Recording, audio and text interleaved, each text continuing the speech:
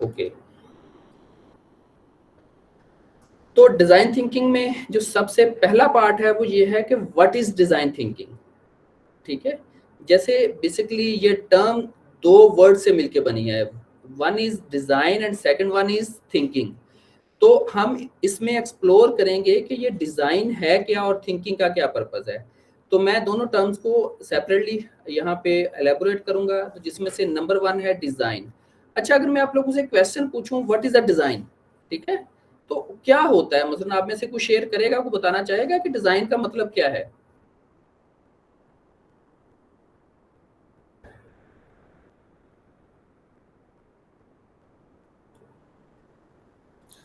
So design is like a visual representation of anything. Okay, design can be a visual representation of anything, और इसके अलावा sir design ये भी हो सकता है कि हमने कोई भी स्टार्टअप या कोई काम करना है तो उस प्लान को हम डिज़ाइन कर ले कि हमने ऐसे ऐसे करना है। Yes, design can be a plan, you are right. Sir ठीक है, ये भी हो सकता है कि कोई भी चीज मतलब स्टार्ट करने से पहले उसका हमने कोई मैप तैयार करना हो, मतलब एक उसका स्केच कह सकते हैं आप। कि उसका जो स्केच है वो डिजाइन हो सकता है, ऑल राइट। ठीक है, इस क्वेश्चन का मकसद ये है कि आप सोचें कि व्हाट इज अ डिजाइन। ये वो टर्म है जो हम बहुत कॉमनली यूज करते हैं। ठीक है, डिजाइन हमारे इर्द गिर्द बिखरे पड़े हैं। ठीक है, हर चीज में हमें कहीं ना कोई ऐसे पैटर्न्स मिलते हैं जो कि डिजाइन है। तो डिजाइन को अगर मैं अपनी लैंग्वेज में डिफाइन करूं in the form of design thinking, design is a solution of a problem. ठीक है, ये बड़ा इंपॉर्टेंट कंसेप्ट है। अगर आप ये अंडरस्टैंड कर गए तो समझ लें कि आपको बेसिक्स के बारे में इसका पता चल गया कि design is a solution of a problem. अब ये कैसे सोल्यूशन हो सकता है, तो आप अपने इर्द गिर्द नजरें दौड़ाएं, आपको जितने भी प्रोडक्ट्स मिलेंगी वो एक्चुअली डिजाइन है, और वो डिजाइन आपकी नीड को मद्देनजर रख के बनाए गए हैं।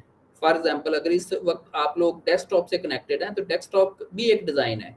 ठीक है, अब देखिए वो टोटल डिजाइन आपकी नीड को मद्देनजर रख के बनाया गया। अच्छा, अब आपका यूजेज चेंज हुआ तो लैपटॉप एक नया डिजाइन आ गया। अच्छा, उसका भी यूजर चेंज हुआ तो टैबलेट्स की फॉर्म में नए डिजाइन आ गए, मोबाइल्स की फॉर्म में नए डिजाइन आ गए। ठीक है, और इसके अलावा आप अपने रूम, बिल्डिंग, इंफ्रास्ट्रक्चर, इर्द गिर्द अपनी जितनी भी चीजें पड़ी हैं, अगर इस वक्त आप उस पर नजर दौड़ा रहे होंगे तो आपको हर तरफ डिजाइन ही नजर आ रहे होंगे। मगर इन डिजाइन का क्या रोल है? ठीक है, ये डिजाइन लिमिटेड नहीं है टुवर्ड्स ग्राफिक डिजाइनिंग। ठीक है, जब हम इसकी बात करते हैं, ये डिजाइन कोई कुछ भी हो सकता है, ये प्रोडक्ट हो सकती है, ये सर्विस हो सकती है, ये प्रोसेस हो सकता है, या ये आपकी कोई अप्रोच हो सकती है, इवन योर स्ट्रेटजी हो सकती है। ठीक है, तो हम जब बात करते हैं डिजाइनिंग की, डिजाइन की, तो इसका मतलब यह है कि डिजाइन बेसिकली सॉल्यूशन है हमारी प्रॉब्लम का। तो हर प्रोडक्ट क्यों सॉल्यूशन है? क्योंकि आपके लिए जो भी प्रोडक्ट या सर्विस आपके सामने अवेलेबल होती है वो खुद एक डिजाइन होता है, और वो आपकी प्रॉब्लम का सॉल्यूशन होता है। हम दुनिया में जितनी भी चीजें देखें, ठीक है, कहीं ना कहीं वो हमारी प्रॉब्लम को सॉल्व कर रही हैं। फॉर एग्जांपल, एक जो ऑटोमोबाइल है, गाड़ी है, वो हमारी कौन सी नीड को फुलफिल कर रही है? मोबिलिटी के इशू को सॉल्व कर रही है। ठीक है, एक जो हैवी व्हीकल है वो हमारे लॉजिस्टिक का सॉल्यूशन प्रोवाइड कर रही है। ठीक है, एक बाइक जो है वो हमारा स्मार्ट मोबिलिटी सॉल्यूशन है, उसको प्रोवाइड कर रही है। तो देखिए, हर प्रोडक्ट जो डिजाइन की गई है वो हमारी किसी ना किसी प्रॉब्लम को बेस करके की गई है ना। इस तरह हर प्रोसेस जो डिजाइन किया जाता है वो भी हमारी किसी ना किसी प्रॉब्लम को मद्देनजर रख के डिजाइन किया जाता है। इसलिए डिजाइन को समझना, चीजों के डिजाइन को समझना, उनकी इंपॉर्टेंस को समझना बहुत इंपॉर्टेंट है, क्योंकि डिजाइन ही है जो हमारे इर्द गिर्द मौजूद हैं। हमारा हर वक्त इनसे वास्ता पड़ता है। ठीक है, हम चाहे वो अपनी पर्सनल लाइफ में देखें, चाहे अपनी प्रोफेशनल लाइफ में देखें, हर जगह डिजाइन की इंपॉर्टेंस बहुत ज्यादा है। ठीक है, यहां तक कुछ क्वेश्चन है आप लोगों, तो आप काइंडली हैंड रेज करें और मुझसे पूछें। इवन आप लोग मुझसे इख्तलाफ कर सकते हैं इसके ऊपर।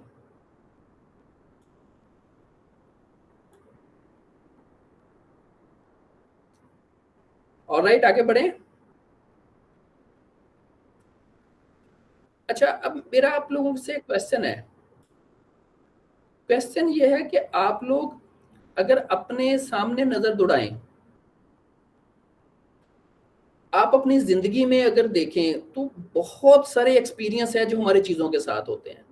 तो जस्ट आपने 1 से 2 मिनट सोचना है कोई ऐसा डिजाइन जो आपके माइंड में आता हो, ठीक है, जहां पे या तो वो बहुत अच्छा डिजाइन था जिससे इंटरेक्ट करके आपका एक्सपीरियंस बहुत अच्छा रहा, या उसका डिजाइन इतना इफेक्टिव नहीं था जिसने आपको इरिटेट या फ्रस्ट्रेट किया और आपने उसको गिव अप किया है, ठीक है। तो कोई 1 से 2 मिनट जरा इसके ऊपर सोचें और फिर हम शेयर करते हैं अपने एक्सपीरियंसेस।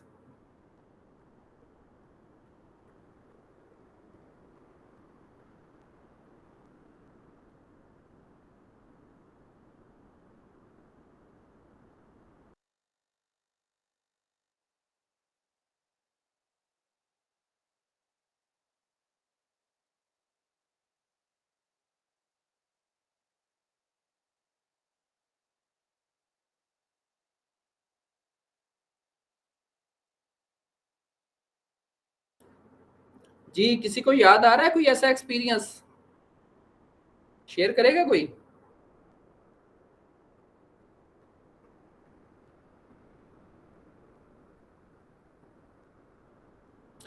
ये बड़ी से बड़ी चीज़ से लेके ये छोटे से छोटी चीज़ें भी हो सकती हैं, ठीक है। मैं अब आपको एक एग्जांपल देता हूँ। फॉर एग्जांपल कुछ अर्सा पहले मेरी बेटी जो थी ना वो बहुत इरिटेट हो रही थी एक चीज़ से। अच्छा, वो मुझे कहती है कि पापा मैं जब भी ये सॉक्स पहनती हूँ ना तो ये मुझे पता नहीं चलता कि क्या ये मैं सीधी पहन रही हूँ या उल्टी, और मोस्टली ऐसे होता है कि मैं उसको उल्टी पहन लेती हूँ, मुझे दोबारा उतार के पहननी पड़ती है। अब जब मैंने उसको इस पॉइंट ऑफ व्यू से देखा कि वो बार-बार क्यों उससे ये मिस्टेक होती है, वो क्यों इसको इरिटेट करती है, तो basically there was a problem in design of that product, ठीक है? उसमें जो सबसे की चैलेंज था वो उस सॉक्स का डिज़ाइन ही ऐसा नहीं था कि जो बच्चे के लिए अंडरस्टैंडेबल होता, ठीक है? तो ऐसे ही हमारी लाइफ में बहुत सारे ऐसे डिज़ाइंस होते हैं, बहुत सारी ऐसी चीज़ें हमारे पास आती हैं जो कि इफेक्टिवली डिज़ाइन नहीं हुई होती, जिसमें ह्यूमन साइड को कई दफ़ा उसमें देखते हैं आपने ब्यूटी का या लग्जरी का या फैंटेसी का तो ज़रूर उसमें एस्पेक्ट होता है, मगर जो यूज़र है, क्या वो प्रोडक्ट उसके लिए यूज़फुल है? क्या उसका एक्सपीरियंस उस प्रोडक्ट के साथ इफेक्टिव है, वो है या नहीं है, ठीक है? ये अमूमन मिस हो जाती हैं। इसकी मैं आपको एक एग्जांपल और देता हूँ, तब तक आप लोग सोचें अपने एक्सपीरियंस के बारे में। डेफिनेटली आपकी लाइफ में ऐसी बहुत सारी प्रोडक्ट्स होंगी। अच्छा, एक बेकरी चेन मैंने विजिट की कुछ अर्सा पहले, तो वहाँ पे जो मेरा एक्सपीरियंस था उस बेकरी चेन में, वो कुछ इस तरह था। सबसे पहले मैं आपसे लेआउट शेयर कर लेता हूँ उसका, कि वो एक बहुत अच्छी बेकरी थी, उसकी प्रोडक्ट्स बहुत अच्छी थी, वहाँ पे लोगों का एक्सपीरियंस बहुत अच्छा था।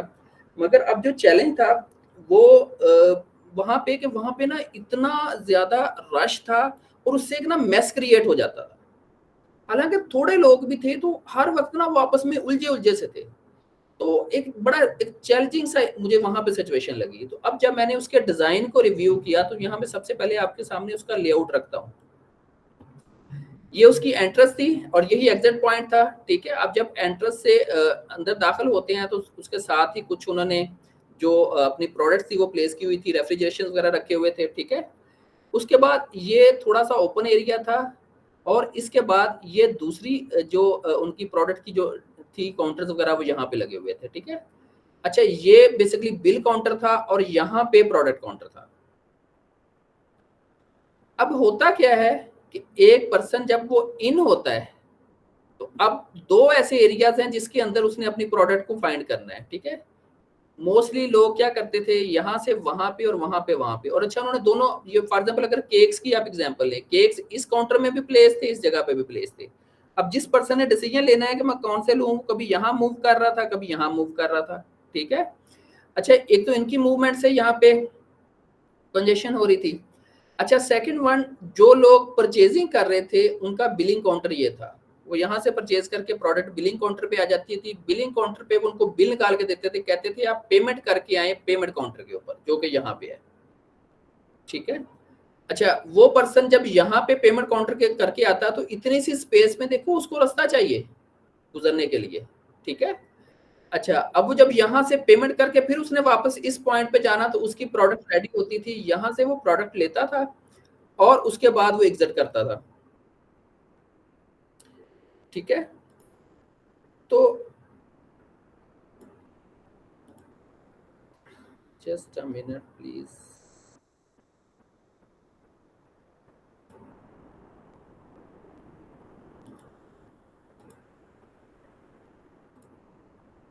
अच्छा, तो वो क्या करता था कि यहाँ से वो एग्जिट करता था। अब ये जो अननेसेसरी मूवमेंट थी बहुत ज्यादा, इसकी वजह से यहाँ पे ऐसी कंजेशन थी, इसमें मेस क्रिएट होता था कि अब उन्होंने यहाँ पे 3 से 4 लोग एक्स्ट्रा खड़े किए हुए थे सिर्फ इस वजह से कि कहीं पे यहाँ से थ्रेफ्ट तो नहीं हो रही, पिलफरेज वगैरह तो नहीं हो रही, लोग ऐसा तो नहीं है कि जो बिल पे किए बगैर जा रहे हो, क्योंकि इतना रश में उनको मैनेज करना बड़ा मुश्किल था। ठीक है, अब मैं जब वहां पे इतनी देर रहा, मैं उसके डिजाइन को ही देखता रहा कि व्हाट इफ अगर इस डिजाइन को ही वो चेंज कर लेते।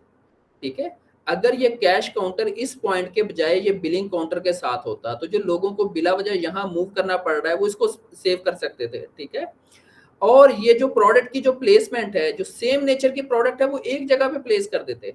ठीक है, और कस्टमर को एम्पल स्पेस दी जाती कि वो जहाँ पे फॉर एग्जांपल जो आने वाले कस्टमर और जो जाने वाले कस्टमर, उनके लिए रूट इस तरह डिजाइन किए जाते कि ये एक बहुत इफेक्टिव डिजाइन हो सकता था। ठीक है, तो ये एक मेरा एक्सपीरियंस है रिसेंटली जो इस बेकरी लाइन पे किया।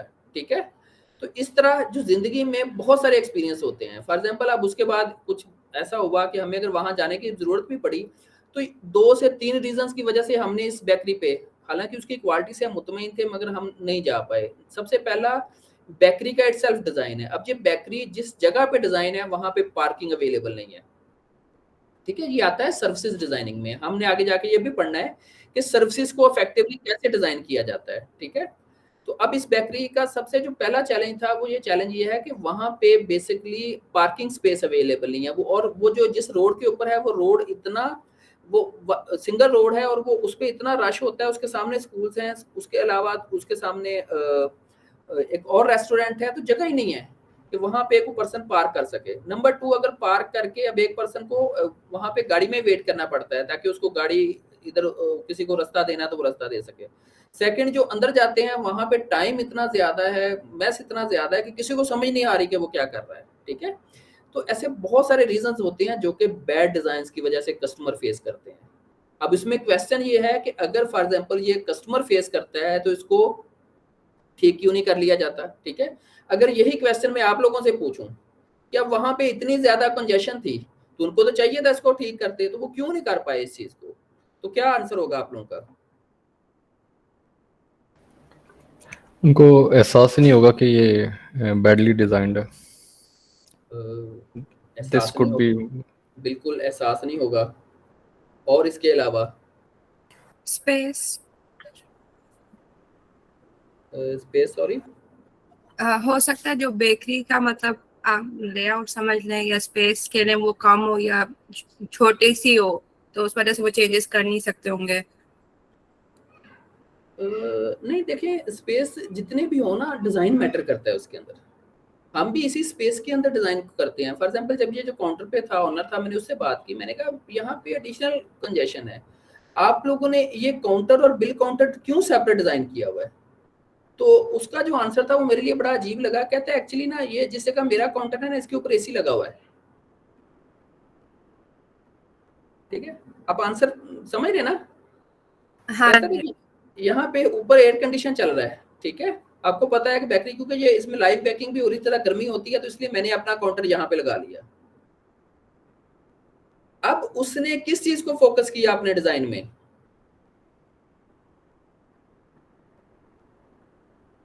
अपनी कन्वीनियंस को, अपनी कन्वीनियंस को। हालांकि जो अपने कंफर्ट को, अपने कंफर्ट को, जो इम्पोर्टेंट होता है वो ये होता है कि मेरे कस्टमर को क्या रिक्वायर्ड है। देखो, एयर कंडीशन मूव करना कोई मुश्किल चीज थोड़ी है। अगर ये चीज कस्टमर का एक्सपीरियंस बेटर कर सकती है, उसको एक बेटर उसको कन्वीनियंस दे सकती है, तो उसमें कर लेने में क्या हर्ज है। मगर हमारा ये सबसे बड़ा चैलेंज है कि हम बेसिकली जब हम आप लोग इन चीजों को समझेंगे तो आपका जो सबसे की स्किल आपके पास आएगी इस ट्रेनिंग के बाद, आप अपने कस्टमर का पॉइंट ऑफ व्यू समझना शुरू कर देंगे। आपके अंदर ये चीज आएगी कि आप कैसे अपने कस्टमर से एम्पैथाइज कर सकते हैं। ठीक है, देखो इंपॉर्टेंट जो पार्ट है वो आपका कस्टमर है, वो आपके कस्टमर का एक्सपीरियंस है। अगर आपके कस्टमर का एक्सपीरियंस, अब दूसरी जो चीज थी यहाँ पे फॉर एग्जांपल, वो उसको इसलिए फील नहीं होता क्योंकि नॉर्मली हमारे यहाँ क्या होता है, हम बिजनेस की जो ग्रोथ है वहां पे रश से देख के खुश होते हैं कि मेरी शॉप में रश है। और शायद ये चीज़ उसके लिए ज़्यादा अपीलिंग थी कि इतनी कंजेशन में उसको ये लगता था कि मेरी शॉप हर वक्त भरी होती है। हालाँकि रश से इससे बहुत सारे ऐसे लोग जो की कस्टमर थे, जो पोटेंशियल कस्टमर हो सकते थे, वो उसको गिव अप कर रहे थे, वो लीव कर रहे थे उसको। ठीक है? तो ऐसे बहुत सारे फैक्टर हैं जो कि बेसिकली बैड डिज़ाइन की वजह से अफेक्ट होते हैं। अब मुझे आप लोग बताएँ अपने कुछ एक्सपीरियंसेस में से, और ये एक्सपीरियंसेस प्रोडक्ट से रिलेटेड हो सकते हैं, इवन के डिजिटल एक्सपीरियंस हो सकते हैं। मैं डिजिटल एक्सपीरियंस भी आप लोगों से शेयर करता हूँ। एक रिसेंटली लास्ट वीक की बात है, एक एजुकेशन की वेबसाइट थी, मुझे वहाँ पे कोई डाटा इनपुट करना था। वो देखिए इतना कॉम्प्लेक्स उसका डिज़ाइन था कि मल्टीपल क्लिक्स थी। ठीक है? आप एक क्लिक करके दूसरे पेज पे जाते थे, वहाँ पे एक डाटा इनपुट करके फिर वापस आते थे। ठीक है? अच्छा, आप दूसरे पेज पे जाते थे तो सब जो उसके नया फॉर्म ओपन होता था ना, उसके ऊपर कैंसिल का बटन भी नहीं था। ट्रांजैक्शन या बैक जाने का या होम स्क्रीन पे जाने का भी बटन नहीं था। और उस पे तीसरा जो उसमें प्रॉब्लम ये था कि वो उसकी स्पीड बहुत स्लो थी। इतनी स्लो स्पीड थी कि आप उसको बस लोडिंग के बाद छोड़ दें। ठीक है? और मैंने उसमें को हाफ डाटा इनपुट किया, उसके बाद मैंने उसे गिव अप कर दिया। मैंने कहा ये पॉसिबल नहीं है, मैं नहीं कर सकता इसको। ठीक है? इस तरह मैं आपको अपने दोस्त का एक्सपीरियंस बताता हूँ। मेरा वो फ्रेंड एक जो है वो कौन सी फर्म है, ये जो रिक्रूटमेंट फर्म की वेबसाइट के ऊपर अपना डाटा इनपुट कर रहा था, अपने रिज्यूमे का डाटा इनपुट कर रहा था। ठीक है? अच्छा, उन्होंने इतनी ज़्यादा इनपुट जो मांगी हुई थी ना उस वेबसाइट के ऊपर कि आप सारी की सारी रिज्यूमे वहीं पे क्रिएट करें। अच्छा, वो बड़ी कम्बरसम थी, बहुत ही ज़्यादा कम्प्लेक्स थी। हर डाटा लिखना पड़ रहा है, हर डाटा लिखना पड़ रहा है। लोडिंग की ऑप्शन नहीं है। नॉर्मली जब एक्सपीरियंस पर्सन होते हैं उनकी रिज्यूमे बहुत बड़ी-बड़ी रिज्यूमे होती हैं, बहुत डिटेल इन्फॉर्मेशन होती है। अच्छा, उसने मुझे कहा कि मैंने तकरीबन उसका 30% डाटा लोड करने के बाद मैंने उसको गिव अप कर दिया। तो मैंने कहा वहाँ पे जॉब थी, अपॉर्चुनिटी थी, गिव अप क्यों कर दिया? वो कहता है कि बेसिकली मैंने उनके डिज़ाइन से ये अंदाज़ा लगाया कि जिनका वेबसाइट का डिज़ाइन, डाटा इनपुट का डिज़ाइन इतना कम्प्लेक्स है ना, उस ऑर्गेनाइजेशन के इंटरनल डिज़ाइन भी इतने ही कम्प्लेक्स होंगे। ठीक है? और अगर मैंने वहाँ पे ज्वाइन कर लिया तो बिला वजह की बहुत सारे जो ऐसे डिज़ाइन होते हैं वो इरिटेशन क्रिएट करते हैं। ये ह्यूमन की परफॉर्मेंस में हर्डल्स होते हैं। ठीक है? अब देखिए वक़्त के साथ-साथ दुनिया जब से डिज़ाइन थिंकिंग के प्रिंसिपल्स को लर्न कर रही है, ऑर्गेनाइजेशंस के डिज़ाइन ह्यूमन नेचर के मुताबिक हो रहे हैं। ऑर्गेनाइजेशन में ये कहाँ से कल्चर आए हैं कि जी आप यहाँ पे फैमिली कल्चर बनाएं। इनके जो डिज़ाइन है, सिटिंग डिज़ाइन, लेआउट ऐसे बनाएं जिसमें लोग कन्वीनियंट फील करें, जिसमें लोग कंफर्टेबल फील करें। ठीक है? तो ये बेसिकली सारे के सारे डिज़ाइन है। डिज़ाइन की कोई लिमिट नहीं है, डिज़ाइन थिंकिंग की कोई लिमिट नहीं है। रिसेंटली यूएई में मैं पढ़ रहा था कि सोसाइटी डिज़ाइन हुई। ठीक है? एक न्यू सोसाइटी, वो सोसाइटी टोटली बेस ही डिज़ाइन थिंकिंग के ऊपर की है। ठीक है? अच्छा, अब उन्होंने कैसे बेस किया कि उन्होंने बेसिकली जो वहाँ पे पोटेंशियल जो जिन्होंने जो रेजिडेंट्स थे उनसे इंटरव्यूज किए, उनसे ऑब्जर्वेशन की कि आप बताएं आपकी नीड क्या है, आपको इसमें क्या परफेक्ट लगता है, इस सोसाइटी का डिज़ाइन कैसा हो, कौन सी हम प्लेस कहाँ पे रखें, मसलन कमर्शियल एरिया कहाँ पे हो, अगर मॉस्क है तो वो कहाँ पे हो, बाकी पॉइंट्स कहाँ पे हो, इन आउट पॉइंट्स कहाँ पे हो। और इस तरह डिज़ाइन थिंकिंग दुनिया में बहुत तेज़ी से अपनी जगह बनाती जा रही है, क्योंकि कस्टमर सेंट्रिसिटी जो है वो बहुत इंपॉर्टेंट हो गई है। कस्टमर अगर आप, और अब दूसरा चैलेंज ये है कि कस्टमर के पास बहुत ज़्यादा अल्टरनेट्स हैं। अगर आप कस्टमर को वो एक्सपीरियंस नहीं दे पाए जो कस्टमर आपसे चाह रहा है, तो डेफिनेटली कस्टमर क्या करेगा, वो आपसे स्विच कर जाएगा, वो आपको क्विट कर जाएगा। मगर ये जो जितनी मैं आपको एग्जांपल दे रहा हूँ, इसका हरगिज़ ये मकसद नहीं है मैं आपको सारा कुछ बिजनेस के बारे में बता रहा हूँ। ठीक है? ये डिज़ाइन थिंकिंग ज़िंदगी के हर पहलू में यूज़ होती है। ये पर्सनल लाइफ में भी यूज़ हो सकती है, ये आपके अपने वर्क स्पेसेस में, आपकी स्टडी में, एजुकेशन, हर एरिया ये इसका कवर करती है। ठीक है? सिर्फ मैं कुछ एग्जांपल्स आपको जो यहाँ से देना चाह रहा था जो कि इजीली अंडरस्टैंडेबल हो। अब कोई आप में से अपना एक्सपीरियंस शेयर करे प्लीज़।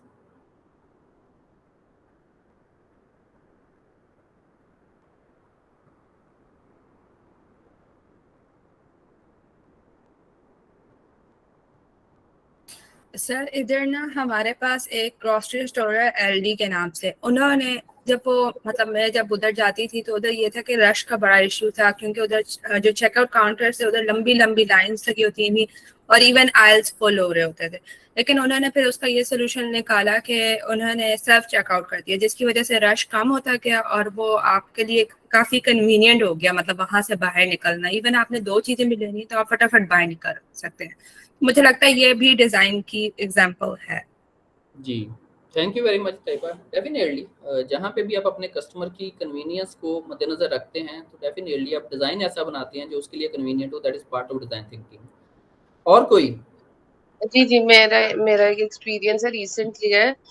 ये ठोकर से वापडा टाउन जाने वाली सड़क उन्होंने ना पहले वहाँ पे बड़ा रश क्रिएट होता था, तो उन्होंने अपनी तरफ से ना उसको बंद मतलब उसके एग्ज़िट को क्लोज़ करके यू टर्न्स बना दिए। लेकिन उसका ये हुआ है कि पता नहीं उस रश जो है वो डबल हो गया। पहले जो रश छोटी सड़कों पे या सर्विस रोड पे डिस्पर्स हो जाता था, तो वो जो है क्या कहते हैं अब उससे ज़्यादा मतलब जहाँ हमें 5 मिनट वेटिंग थी, वहाँ हमारी 10 मिनट वेटिंग हुई। तो मुझे लगता है कि ये लूप होल है कि उन्होंने डिजाइन थिंकिंग को फॉलो नहीं किया। रिसेंट ये मेरे रास्ते में आता है, तो मुझे लगता है कि इस पे होना चाहिए था। हम रोड जो है कस्टमर पर्सपेक्टिव से हमें बनानी चाहिए कि गुजरना कैसे, ये बनती नहीं है हमारे यहाँ। जी, बेसिकली बहुत इफेक्टिव एग्जांपल दी आप लोगों ने। मैं ये सुनना चाह रहा था कि लाहौर में बहुत सारी जगह पे ये चैलेंजेस हैं कि डिज़ाइन एरर हैं, ठीक है? अब देखते हैं जहाँ पे आपको एक्स्ट्रा प्रॉब्लम, रश नज़र आ रहा होगा, चीज़ों के सॉल्यूशन डिज़ाइन में छुपे होते हैं, वहाँ पे डिज़ाइन चेंज करने की ज़रूरत होती है। देखिए अल्लाह गोल चक्कर पे कितना रश होता था, ठीक है? अब उन्होंने उसको डिज़ाइन से मैनेज करने की कोशिश की है ना। इसके अलावा जो पिको रोड है उसके ऊपर आप देखें कि वो क्या कर रहे हैं, डिज़ाइन चेंज कर रहे हैं कि सिग्नल्स की के बजाय। अब वो कितना इफेक्टिवली नया डिज़ाइन बना रहे हैं, ये डिपेंड कर रहा होता है कि उन्होंने बेसिकली स्टडी कितना किया अपने कस्टमर को। ये नहीं है कि हम डिज़ाइन अपनी तरफ से बनाएँगे, ये एक पूरा प्रोसेस है। अभी सिर्फ हम इसका बेस पॉइंट पढ़ रहे हैं, आगे हम इसका प्रोसेस भी पढ़ेंगे कि जब आपने डिज़ाइन थिंकिंग के प्रिंसिपल्स को अप्लाई करना है तो वो कैसे वर्क करेगा, ठीक है? किसी और का एक्सपीरियंस है?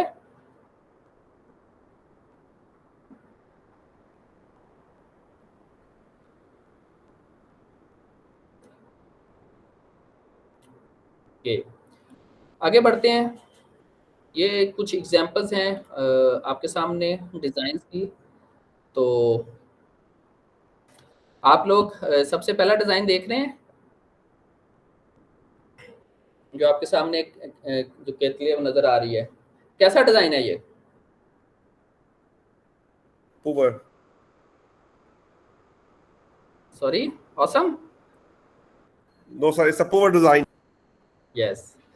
तो बेसिकली देखिए लाइफ में ये कुछ एग्जांपल्स आपको मिलेंगी। इसके अलावा एक सेकंड आप देख रहे हैं, ठीक है? अब यहाँ पे क्या आप जान सकते हैं कि कौन सा बटन किस एरो के साथ अटैच है? Sir, Yes, ये sir. understanding तो है लेकिन it's not very clear. I think it's confusing. Yes, ठीक है। एक अच्छा डिजाइन में दो खूबियां होती हैं, अंडरस्टैंडेबल होता है, डिस्कवरेबल होता है। कि जैसे इंसान उस डिजाइन को देख के वो फौरी अंडरस्टैंड कर ले कि इसका क्या मीनिंग है और डिस्कवर कर ले कि अब उससे चाह क्या रहा है। अब यहाँ पे देखो आप गैस तो कर सकते हो, ठीक है, आप गैस कर सकते हो, मगर जो डिजाइन है वो इफेक्टिव नहीं है, वो डिस्कवरेबल नहीं है, ठीक है। बहुत सारी जगह पे, क्योंकि मैंने जब से इस टॉपिक को देखा है, मैं अक्सर ऑब्जर्वेशंस करता हूँ। एक ऑर्गेनाइजेशन में हम गए तो वहाँ पे एक डेमोन्स्ट्रेशन सेशन हो रहा था, तो कोई पर्सन अंदर आया, उसने कोई बटन जो ऑफ किया तो वो प्रोजेक्टर की स्क्रीन ऑफ हो गई। हमने कहा ये क्या? तो वो कहते हैं एक्चुअली वो पता ही नहीं चला, यहाँ पे ना वो उसको पता नहीं था यहाँ प्रोजेक्टर का बटन लगा हुआ है, ठीक है। मैंने कहा basically that is a design error, उसमें उसकी गलती नहीं है, ये डिजाइन एरर है। मैंने कहा ये कितनी दफा होता है? कहते हैं जब भी कोई मीटिंग होती है, ऐसा इवेंट हो जाता है, तो आप इसका डिजाइन क्यों नहीं चेंज कर देते? आप वहां से इसको रिमूव कर दें, क्योंकि नॉर्मल स्विच में लोग जो समझ रहे होते हैं वो लाइट्स के ही बटन होते हैं। आप इसका बटन सेपरेट कर दें अगर लोग इसको अंडरस्टैंड नहीं कर पा रहे, ठीक है। अच्छा, इसके अलावा आपके सामने एक तीसरी पिक्चर नजर आ रही है। मुझे इसमें बताएं कि क्या डिजाइन एरर है कि ये परफेक्ट है?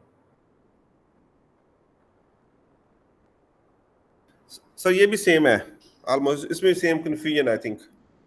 क्या कंफ्यूजन है इसमें? बिकॉज जो पुश और sorry I thought it's my mistake, I thought it's push and pull. तो नहीं सर ये ठीक है, इट्स फाइन। ठीक है, सबका यही ख्याल है? सर नहीं, नॉर्मली जब हम हैंडल्स को देखते हैं तो हमें होता है कि हमने पुल करना है। यस। और लिखा हुआ पुश है, तो ये थोड़ा सा कंफ्यूजिंग है। जी, ये भी Excuse me, can I say something? Why not? Yes, again, when there are handles, definitely there is no need to push. Push means pull. So we have to push, we can push with our hand towards inside, and there is no need to make these handles on this, kind of doors. Yes, that's fine. Basically तो हम कह सकते हैं कि ये भी एक design error है, जो आप इंफॉर्मेशन दे रहे हो और जो आपका डिज़ाइन है वो आपस में मैच अप नहीं हो रहे, ठीक है। डिज़ाइन से जो आपके हैंडल्स हैं इट मींस एक्चुअली दैट्स पुल, और जो आपने मेंशन किया वो ऊपर that is push. Okay alright, यहाँ तक क्वेश्चन है किसी का कोई?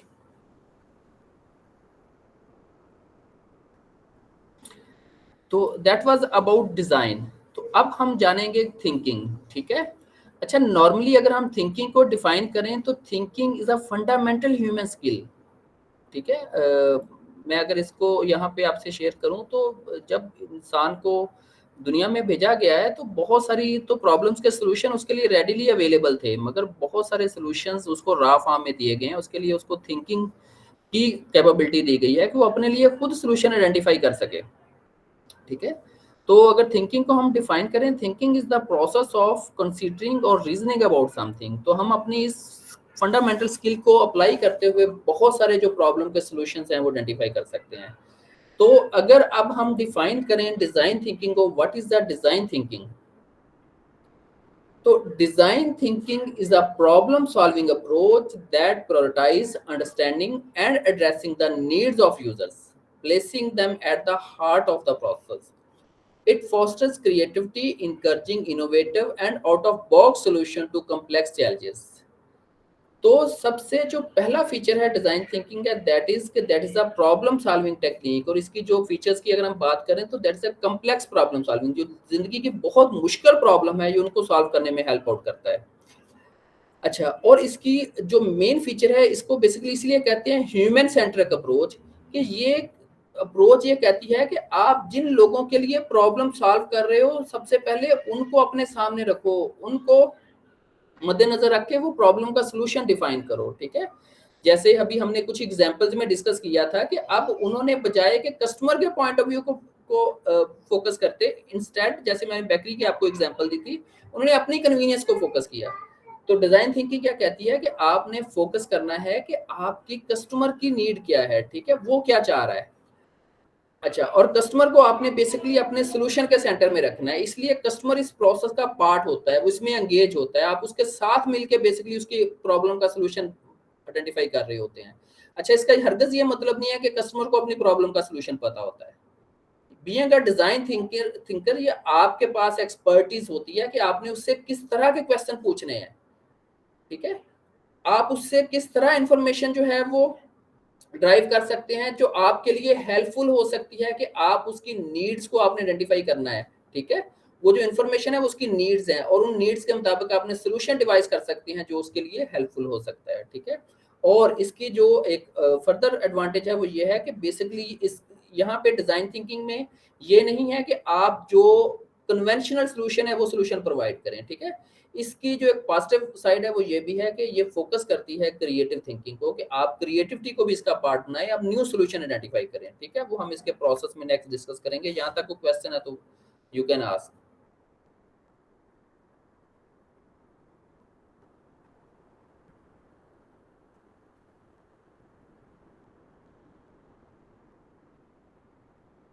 Okay, you understand what is design thinking in definition? तो जैसे अभी हमने डिजाइन थिंकिंग की कैरेक्टरिस्टिक्स को डिस्कस किया तो उसमें से number 1 design thinking is actually human centric approach, ठीक है। ह्यूमन सेंट्रिक अप्रोच मींस कि आप डिजाइन कर रहे हैं सॉल्यूशंस फॉर ह्यूमंस, तो ह्यूमंस सबसे पहले होने चाहिए, ठीक है, और इस प्रोसेस में वो आपका पार्ट हो। अच्छा, इसकी जो सेकंड बहुत इफेक्टिव इसकी जो कैरेक्टरिस्टिक्स है that is a holistic problem definition. अच्छा, वो ये इसका ये पॉजिटिव एडवांटेज ये है कि डिजाइन थिंकिंग एक्चुअली जितना सॉल्यूशन फोकस पे करती है उतना ही या उससे ज्यादा सॉल्यूशन प्रॉब्लम पे भी करती है। डिजाइन थिंकिंग में ये नहीं है कि जो प्रॉब्लम आपने ली बस उसका सॉल्यूशन आइडेंटिफाई करके दे देना है। यहाँ पे सबसे पहले प्रॉब्लम को चैलेंज किया जाता है कि क्या जो हमारे सामने प्रॉब्लम है रियल प्रॉब्लम क्या वही है। इसकी मैं अगर आपको एक केस स्टडी बताऊं तो यूके में एक दफा एक गवर्नमेंट ने एक प्लान किया एक प्रोग्राम कि जो बेसिकली प्राइमरी के स्टूडेंट्स हैं हम उनकी एजुकेशन को या उनके जो लर्निंग है उसको कैसे इफेक्टिव बना सकते हैं या उसको कैसे इंप्रूव कर सकते हैं, इम्पैक्टफुल बना सकते हैं उसको। अच्छा, अब जब उन्होंने ये प्रॉब्लम स्टेटमेंट डिफाइन की और इस प्रॉब्लम को मुख्तलिफ जो सर्विसेज ली उन्होंने फर्म्स के साथ, उन फर्म्स को दिया जिसमें से एक डिज़ाइन थिंकिंग फर्म थी, तो उस फर्म ने सबसे पहले सोल्यूशन पे काम करने के बजाय उस प्रॉब्लम पे काम करना शुरू कर दिया। उन्होंने जब इंटरव्यूज किए स्टूडेंट्स के, टीचर्स के, उनके पेरेंट्स के, तो उस प्रॉब्लम को रीडिफाइन किया। प्रॉब्लम स्टूडेंट्स के बारे में नहीं थी, now the problem was about their parents. उन्होंने कहा अगर आप प्राइमरी स्कूल के यानी 1 to 5 क्लास के जो बच्चों की एजुकेशन को अगर आप बेटर करना चाहते हैं तो उसके लिए इम्पोर्टेंट है कि आप सबसे पहले एजुकेट करें उनके पेरेंट्स को। तो प्रॉब्लम जो इटसेल्फ वो किड्स नहीं है, ठीक है, प्रॉब्लम जो है वो उनके पेरेंट्स हैं। हमें सोल्यूशन भी पेरेंट्स के लिए डिफाइन करना है। तो ये इसकी सबसे इफेक्टिव फीचर है कि यहाँ पे जितना फोकस सोल्यूशन के ऊपर है उतना ही फोकस प्रॉब्लम के ऊपर है, कि सबसे पहले आप ट्रू प्रॉब्लम आइडेंटिफाई करें। आप ये जाने कि क्या जिसके लिए हम वर्क कर रहे हैं क्या वही रियल चीज है जो हमें रिक्वायर्ड है, ठीक है। अच्छा, इसके अलावा जैसे नेक्स्ट इसकी फीचर है सोल्यूशन ओरिएंटेड। डेफिनेटली जब आप आइडेंटिफाई कर लेते हैं प्रोसेस को तो अब आपका जो नेक्स्ट फेज है आप वो सोल्यूशन आइडेंटिफाई करें जो आपके लिए हेल्पफुल होगा। अच्छा, इसकी जो एडिशनल फीचर है दैट इज कोलैबोरेशन, ठीक है। अच्छा, नॉर्मल प्रोसेस में हम सोल्यूशन खुद ही डिजाइन करते हैं, कस्टमर को प्रोवाइड कर देते हैं, ठीक है। अच्छा, कस्टमर लाजमी नहीं है, हम एक्सटर्नल की बात करें, you may have internal customers. आप कहीं जॉब कर रहे हैं, आप बहुत सारे लोगों को सर्व कर रहे हैं, वो आपके कस्टमर है। कितनी दफा ऐसा हुआ है कि आपने उनकी नीड्स को फोकस करते हुए सॉल्यूशंस में चेंजेस किए हैं, इंप्रूवमेंट्स किए हैं, उनके लिए बेटर सॉल्यूशन किए हैं, ठीक है, या हमने अपने नॉलेज की बेस पे उसका सॉल्यूशन प्रोवाइड किया है, ठीक है। तो बेसिकली कोलैबोरेशन में क्या होता है कि आप जब उसको पार्ट बनाते हैं तो उससे क्या, उससे एंगेजमेंट बढ़ती है, आपस में कोलैबोरेशन और कोऑर्डिनेशन बेहतर होती है, रिलेशन बेहतर होते हैं। अच्छा, इसकी नेक्स्ट कैरेक्टरिस्टिक्स है कि ये क्रिएटिविटी फोकस्ड है। इसमें जो थर्ड प्रोसेस का जो स्टेप है that is about ideate. Ideate में हम न्यू आइडियाज की फाइंडिंग करते हैं, ठीक है। अच्छा, यहाँ पे क्योंकि ये पूरा स्टेप है, एक फेज है, तो इसमें वो सारी की सारी जो स्किल्स है क्रिएटिव थिंकिंग की, ब्रेनस्टॉर्मिंग की, या बहुत सारे जो टूल्स एंड टेक्निक्स हैं वो अप्लाई की जाती हैं, जहां से आप लर्न कर सकें कि एक्चुअली हम कैसे क्रिएटिव सॉल्यूशन प्रोवाइड कर सकते हैं जो प्रॉब्लम हम इस वक्त फेस कर रहे हैं। इसके अलावा इसमें एक्सप्लोरेशन होती है। जब हम एक्सप्लोर करते हैं तो इस एक प्रॉब्लम के अलावा हमें मल्टीपल अदर प्रॉब्लम भी नजर आती हैं, ठीक है, और हमारे पास अपॉर्चुनिटी होती है कि हम उनको भी इफेक्टिवली सॉल्व कर सकें। एक्सपेरिमेंटेशन इसका पार्ट है। अब ये नहीं है कि आप सॉल्यूशन डिजाइन करके आप प्रोवाइड कर देते हैं, इसमें प्रोटोटाइपिंग होती है, इसमें टेस्टिंग होती है, तो ये भी इसके फीचर्स में शामिल है। और finally supportive and social context. Design thinking का सबसे ज्यादा और effective uses basically social problems में हो रहा है, कि जैसे सोसाइटीज के इश्यूज हैं, जैसे बैगर्स हैं किसी जगह पे बहुत ज्यादा, उसका क्या रीजंस है, रोड्स के ऊपर कंजेशन है, उसका क्या रीजन है, किसी जगह पे अगर बहुत ज्यादा क्राइम्स हो रहे हैं तो क्या कहीं ना कहीं कोई डिजाइन प्रॉब्लम तो नहीं है, वो डिजाइन किस तरह के हैं। लोग अगर फॉर एग्जांपल इवन कि एजुकेशन सेक्टर में इसका बड़ा इंपॉर्टेंट रोल है, अगर स्टूडेंट्स क्लास में एंगेज नहीं हो रहे या वो सिलेबस उनको एंगेज नहीं कर पा रहा, तो क्या हमें चीज़ों को रीडिज़ाइन करने की ज़रूरत है, हमें क्लासरूम्स को रीडिज़ाइन करने की ज़रूरत है। और दुनिया में ऐसे बहुत सारे सक्सेसफुल एक्सपेरिमेंट्स हो चुके हैं, ठीक है। यहाँ तक कोई क्वेश्चंस है तो काइंडली आप पूछें।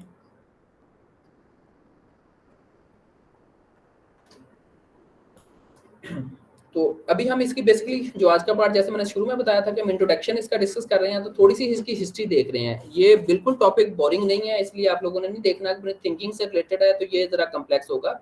ये बहुत इंटरेस्टिंग है, जैसे जैसे इसके नेक्स्ट पार्ट आते जाएंगे ज्यादा प्रैक्टिकल होता जाएगा, ज्यादा इंटरेस्टिंग होता जाएगा, ठीक है। सिर्फ थोड़ा सा इनिशियल इंट्रोडक्शन है। आई होप सो कि आप इसको बड़ा पेशेंटली लर्न करेंगे।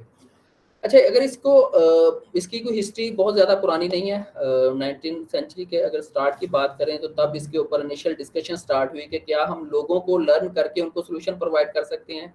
मगर तब इंडस्ट्रियलाइजेशन अपने अरूज पे थी और नॉर्मली लोगों को प्रोडक्ट्स की नीड थी एक, और मार्केट में एक बहुत बड़ा गैप था, यानी यूजर्स अभी बहुत सारे ऐसे अवेलेबल थे जिनके पास प्रोडक्ट्स पहुंची नहीं थी, अल्टरनेट्स बहुत ज़्यादा कम थे।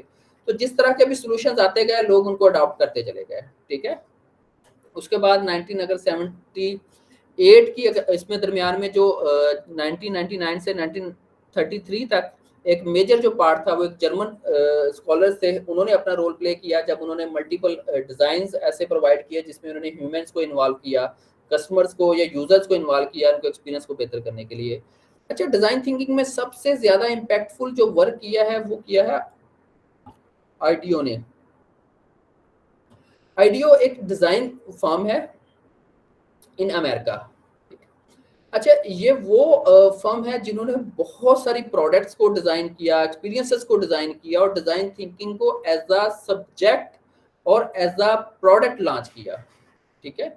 और डेफिनेटली इसको जो इसके फाउंडर हैं that is David and Tom Kelley, ये दो भाई हैं और इनका इसमें जो इम्पैक्ट है डिज़ाइन थिंकिंग में वो बहुत इफेक्टिव है। आगे जाके हम इनके बारे में जो एक इनकी वीडियो है वो भी देखेंगे डॉक्यूमेंट्री की, जो कैसे वर्क करते हैं अपने एरिया में।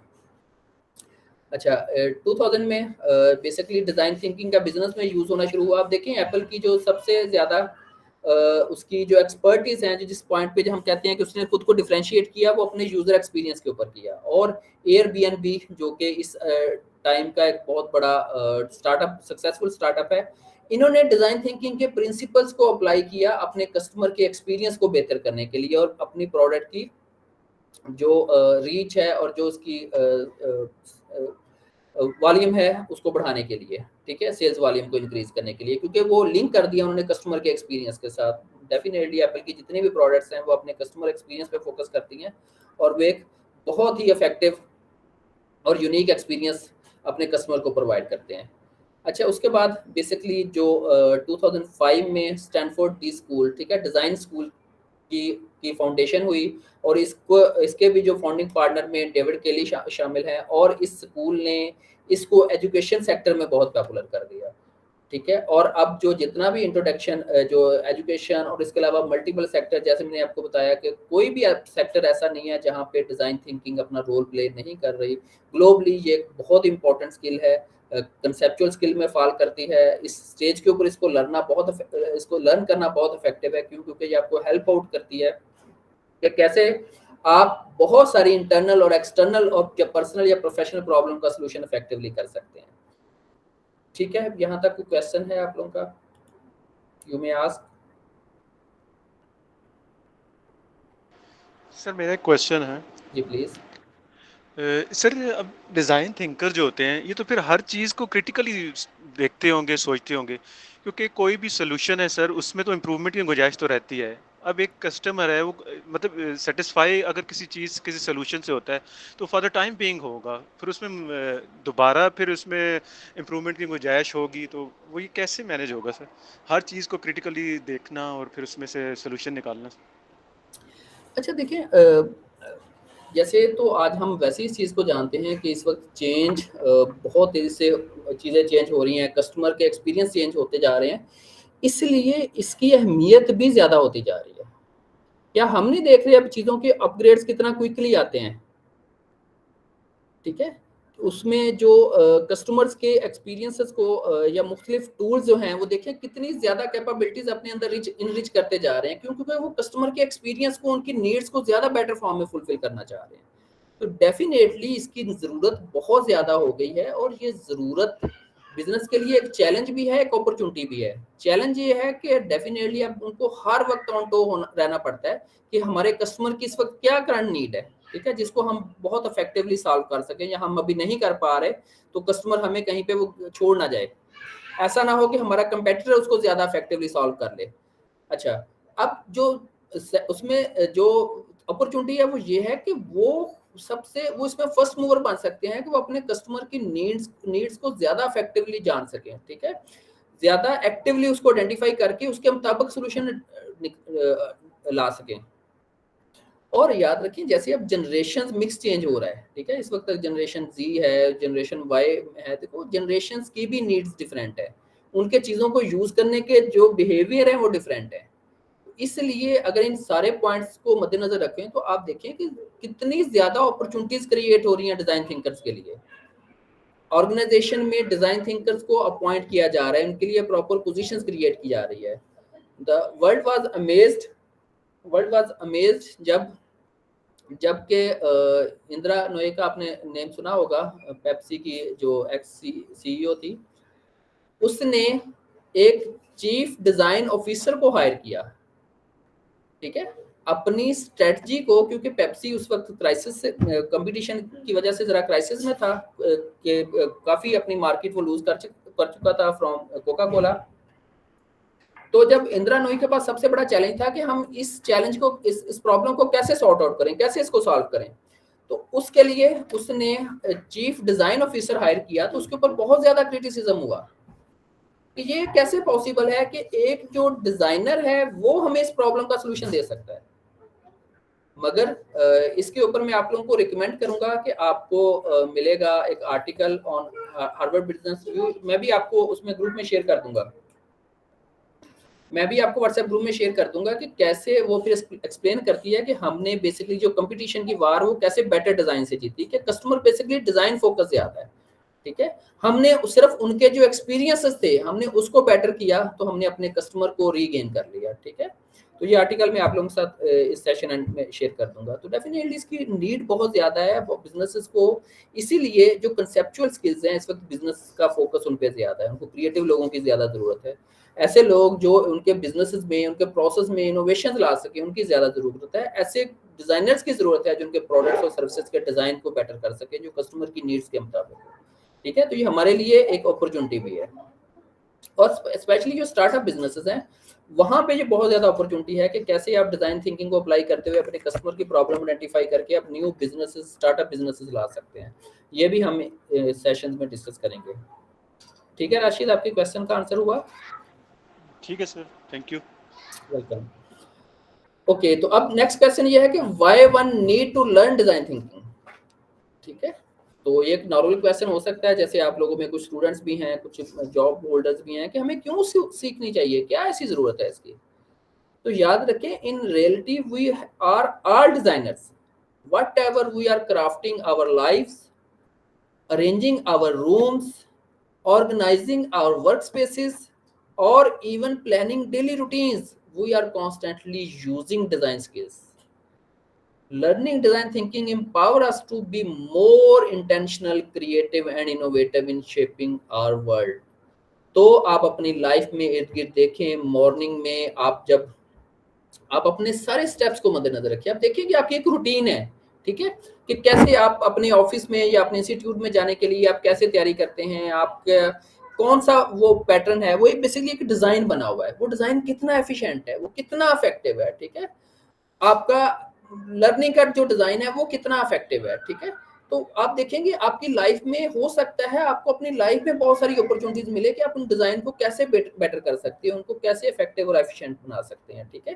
तो इसलिए ये इंपॉर्टेंट नहीं है कि शायद इसकी एप्लीकेशन कहीं बिजनेस में है, इसकी एप्लीकेशन लाइफ के हर पार्ट में अवेलेबल है और हर सेक्टर में हो सकती है। ओके, तो डिजाइन थिंकिंग कैसे आपके करियर को बूस्ट कर सकती है, इसमें से नंबर 1 ये है कि आपकी पर्सनल इफेक्टिवनेस बढ़ा के, ठीक है। आप वो जब पर्सनली इफेक्टिव होंगे तो डेफिनेटली आपकी परफॉर्मेंस बढ़ेगी, ठीक है, आपका करियर को उससे बूस्ट मिलेगी। इसके अलावा आप यूजर सेंट्रिक सॉल्यूशन जब प्रोवाइड करेंगे तो आप एक यूनिक वैल्यू क्रिएट होगी आपके लिए, ठीक है। ऑर्गेनाइजेशन में जब हम ये बात करते हैं कि I am designing my solution for my customer, जैसे आप में से बहुत सारे लोग ऐसे हैं जो टेक्नोलॉजी के साथ एसोसिएटेड है, आप जब टेक्नोलॉजी में डिजाइन कर रहे हैं, ठीक है, आप जब टेक्नोलॉजी में यूजर्स के लिए इनपुट्स या आउटपुट्स डिजाइन कर रहे हैं, आप उसमें यूजर को जब उसको अपने डिजाइन के सेंटर में रखेंगे, उसकी नीड्स को सेंटर में रखेंगे, तो डेफिनेटली आपके डिजाइन बहुत इफेक्टिव होंगे और वो यूजर के लिए एडिशनल वैल्यू क्रिएट करेंगे, ठीक है। क्रॉस फंक्शनल कोलैबोरेशन, जब आप उनके साथ कोऑर्डिनेशन करेंगे उनकी नीड्स को आइडेंटिफाई करने के लिए, तो आपकी उनके साथ रिलेशन भी बेटर होंगे, कोलैबोरेशन बेटर होगी, प्रॉब्लम फ्रेमिंग एंड एनालिसिस, आपके पास ये स्किल आएगी, आप कैसे इफेक्टिव प्रॉब्लम सॉल्विंग कर सकते हो, उनको इफेक्टिव कैसे फ्रेमिंग कर सकते हो, अपने कस्टमर का एक्सपीरियंस बेहतर कर सकते हैं, जो सबसे ज्यादा इंपॉर्टेंट है आपके करियर के लिए, और लीडरशिप और टीम मैनेजमेंट। तो व्हाट इट मींस, मतलब क्या लीडरशिप में भी ये हेल्पफुल हो सकता है, मेरा आप लोगों से क्वेश्चन होगा ये, हाउ? सर, अगर आप अपने प्रीवियस पैटर्न्स को, अपने फॉलोअर्स के पैटर्न्स को ही अगर एज अ लीडर रीडिजाइन कर लो, तो आई गेस बहुत सी बिहेवियरल साइड पे भी इनोवेशन आ सकती हैं। मतलब just in a working culture point of view से मैं बता रही हूँ। इट्स ऑल अबाउट रीडिजाइनिंग, उनके बिहेवियर्स, उनके एटीट्यूड्स को ही अगर आप रीडिजाइनिंग पैटर्न्स पे ले आए तो that can bring a huge change. Yes, excellent. तो याद रखें कि आपकी टीम भी आपका कस्टमर है। आप जब अपने लीडरशिप स्टाइल को, अपने मैनेजमेंट स्टाइल को जब आप अपने कस्टमर की नीड्स के मुताबिक डिज़ाइन करते हैं, ठीक है, उनको उनके साथ कोलैबोरेटिव होकर डिज़ाइन करते हैं, तो डेफिनेटली ये बूस्ट करता है आपकी लीडरशिप और टीम मैनेजमेंट स्किल को। Thank you very much Rabia Shahzad. और फाइनली एंटरप्रेन्योरशिप एंड स्टार्टअप्स, तो कैसे हमें हेल्प आउट कर सकता है ये एंटरप्रेन्योरशिप में या स्टार्टअप बिजनेस में?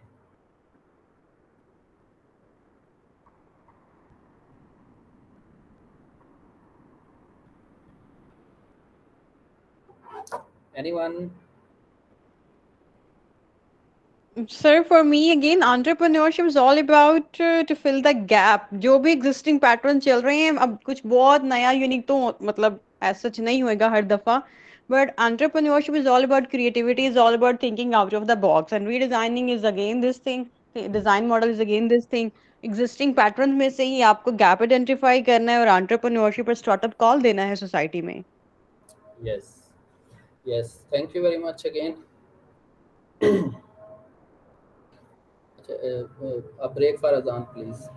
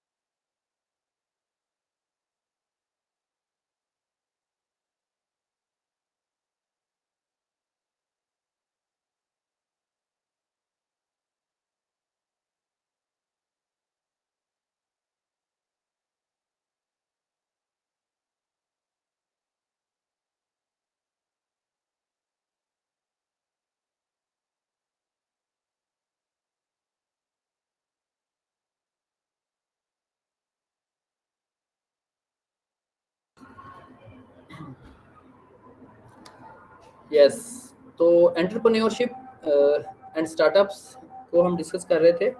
तो एंटरप्रेन्योरशिप में आप याद रखें कि बेसिकली एंटरप्रेन्योर है वो किसी ना किसी प्रॉब्लम का सलूशन प्रोवाइड करता है, वो चाहे प्रोडक्ट की फॉर्म में हो चाहे वो सर्विसेज की फॉर्म में हो। तो अगर वो अपने कस्टमर की नीड को बहुत effectively through design thinking understand कर सकता है, उसको जान सकता है, तो इसके लिए वो बहुत इफेक्टिव सलूशन प्रोवाइड कर सकता है।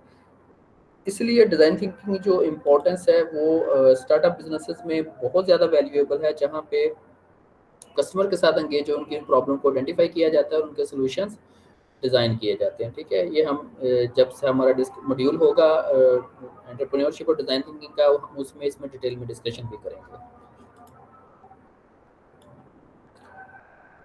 ओके, तो डिज़ाइन थिंकिंग से रिलेटेड जो मार्केट में कुछ कॉमन जॉब्स हैं, that is design thinking specialist, consultants.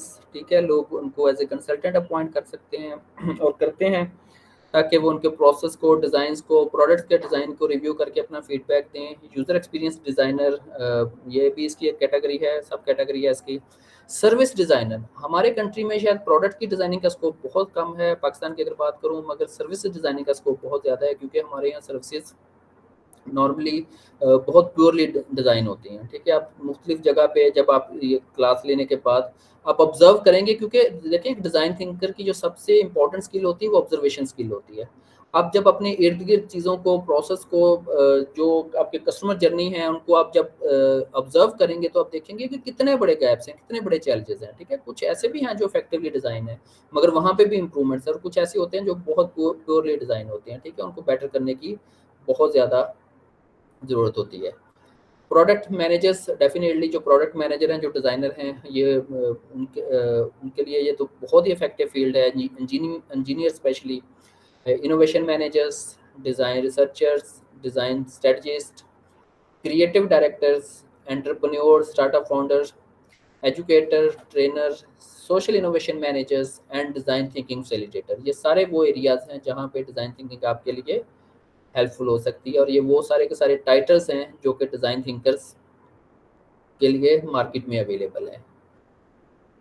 Alright, तो अब हम बढ़ते हैं towards design thinking process. What is design thinking process? जब हम कहते हैं कि design thinking process, it means कि हमने अगर इस स्किल को अप्लाई करना है तो डिज़ाइन थिंकिंग को, तो हमने उसको किस वे में अप्लाई करना है।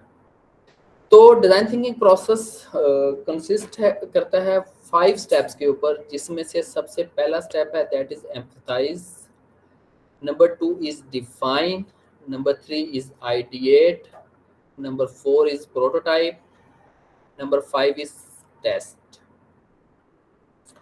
तो मैं रिपीट करता हूँ कि डिज़ाइन थिंकिंग प्रोसेस में एक्चुअली देयर आर 5 स्टेप्स और 5 फेजेस, जिसमें से पहला फेज है एम्पैथाइज का। एम्पैथाइज में बेसिकली क्या करते हैं कि हम लर्न करते हैं टुवर्ड्स आवर ऑडियंस, हम उनसे इंटरेक्ट करते हैं, उनकी प्रॉब्लम्स और नीड्स को समझते हैं। डिफाइन स्टेप में हम कंस्ट्रक्ट करते हैं point of view based on user needs, के जो भी अभी तक हमने लर्निंग की है उसकी बेस पे एक्चुअली प्रॉब्लम, रियल प्रॉब्लम क्या है, यानी डिफाइन स्टेज के ऊपर हम रियल प्रॉब्लम आइडेंटिफाई करते हैं उस डाटा से जो हमने एम्पैथाइज फेज पे किया है, ठीक है।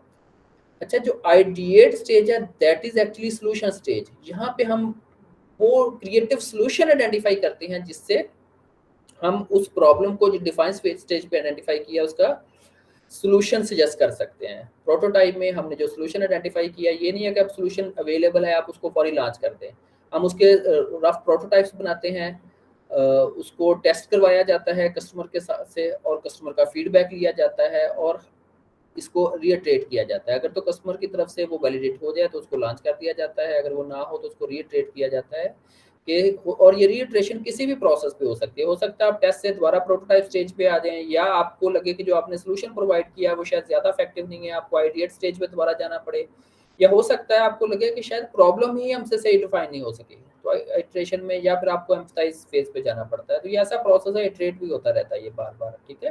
तो यही इसकी क्वालिटी है कि आप इसमें अगर कहीं पे फेलियर होता भी है तो ऑब्जेक्टिव यही होता है कि हमारा जो नेक्स्ट पर्पस है वो न्यू सॉल्यूशन की फाइंडिंग है, और अल्टीमेटली हमने उस सॉल्यूशन को फाइंड करना है जो कि क्रिएटिविटी की बेस है। ऑलराइट, यहाँ पे आपका कोई क्वेश्चन है?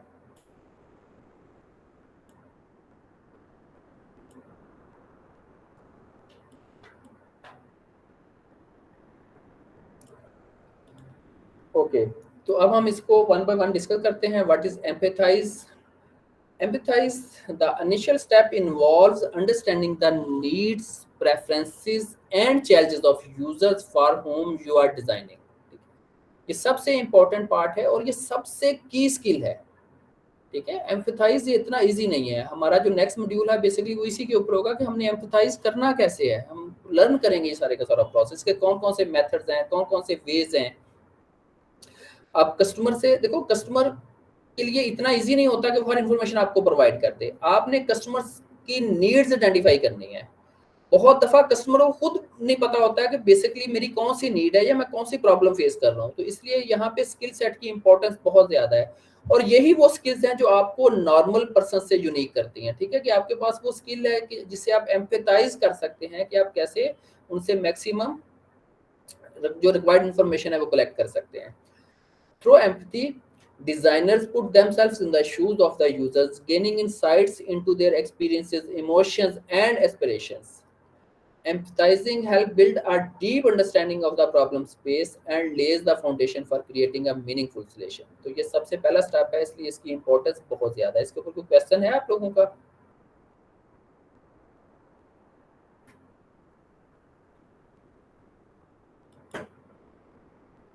Okay, second step is define.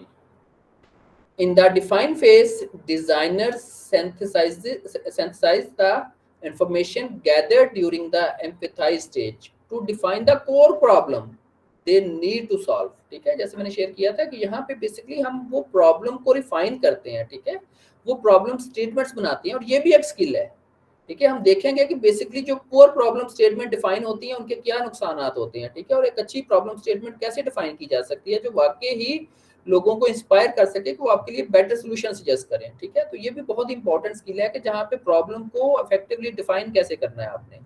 By framing the problem statement from the user's perspective, designers ensure that they address the actual needs and pain points of the users. A well-defined problem is crucial for generating relevant and effective solutions. जितनी effective problem statement होगी उतना ही effective solution होगा। और हम इस topic को भी बहुत डिटेल में डिस्कस करेंगे। देखें, एम्पैथाइज में मैं दोबारा वापस आता हूँ, that is not an easy job. Empathise में देखिए, सबसे पहले तो आपको ये पता होना चाहिए कि आपके यूजर्स हैं कौन से, आपके कस्टमर्स कौन से हैं, आपने किन के साथ इंटरेक्ट करना है, ठीक है। यूजर्स की मल्टीपल टाइप्स होती हैं, एक्सट्रीम यूजर होता है, लीड यूजर होता है, ठीक है। इस तरह की टाइप्स हम सबसे पहले सीखेंगे वो कौन सी होती हैं। फिर यूजर की नीड्स होती हैं, ठीक है। यूजर को नॉर्मली बहुत सारी अपनी नीड्स का अगर पता भी हो तो कुछ लेटेंट नीड्स ऐसी होती हैं जिनका यूजर्स को भी नहीं पता होता कि ये नीड्स कौन सी हैं, ठीक है। तो वो अब आपने अपनी ऑब्जर्वेशन स्किल से या अपनी क्वेश्चनिंग स्किल से फाइंड करनी होती हैं कि जिनके बारे में शायद अभी यूजर भी अवेयर नहीं है। तो इसलिए ये स्किल और इन टॉपिक्स पे को लर्न करना बहुत इंपॉर्टेंट है, और ये हर टॉपिक के लिए हमारा एक अलग सेशन होगा इंशाल्लाह। अच्छा, next one is ideate.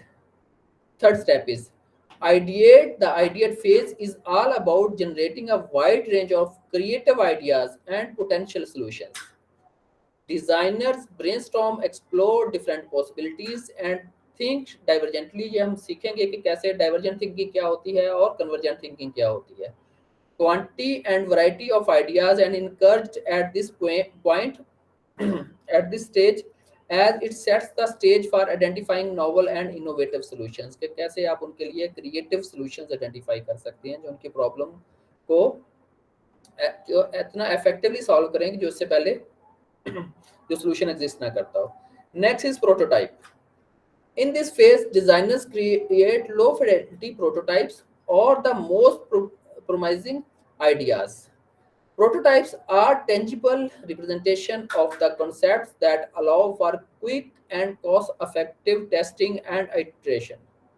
Prototyping helps designers visualizing and communicate their ideas, gaining valuable feedback from user and stakeholder. तो prototyping में हम जब प्रोडक्ट के इनिशियल प्रोटोटाइप बनाते हैं, हम ये कस्टमर को प्रोवाइड करते हैं, ठीक है, ताकि हम उनसे फीडबैक ले सकें, उनसे प्रोडक्ट के बारे में उनके रिव्यूज ले सकें, सोल्यूशन के बारे में, ठीक है। और finally testing. The test phase involves gathering feedback from users by testing the prototypes. By observing how users interact with the prototypes and collecting their insights, designers can identify what works and what need improvement. The iterative nature of design thinking ensures that feedback from testing informs reinforcement to designs, refinements to designs. तो testing में customer अपना feedback देता है, हम उस feedback के बाद जैसे मैंने आपसे शेयर किया था हमें इटरेट करना पड़ता है, या हम प्रोटोटाइप स्टेज पे जाते हैं या आइडिएट स्टेज पे जाते हैं, या हो सकता है कस्टमर इस प्रोडक्ट को या उसको वो जो आइडिया वो इतना इफेक्टिव हो कि वो उसको वैलिडेट कर दे और हम इसको लॉन्च कर दें। ऑलराइट, यहाँ तक कोई क्वेश्चन है आप लोगों का?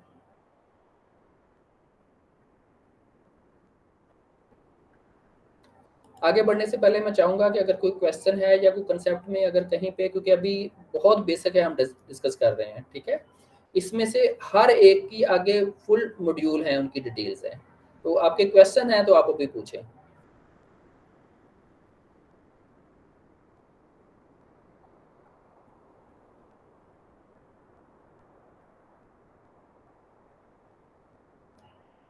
नो? ओके, तो आप लोगों के सामने मैं ये एक वीडियो रन कर रहा हूँ। अच्छा, ये वीडियो बेसिकली एक क्योंकि आइडियो उस टाइम में ये मेरे ख्याल में शायद अर्ली 90s की है, ये वीडियो यूट्यूब पे अवेलेबल है।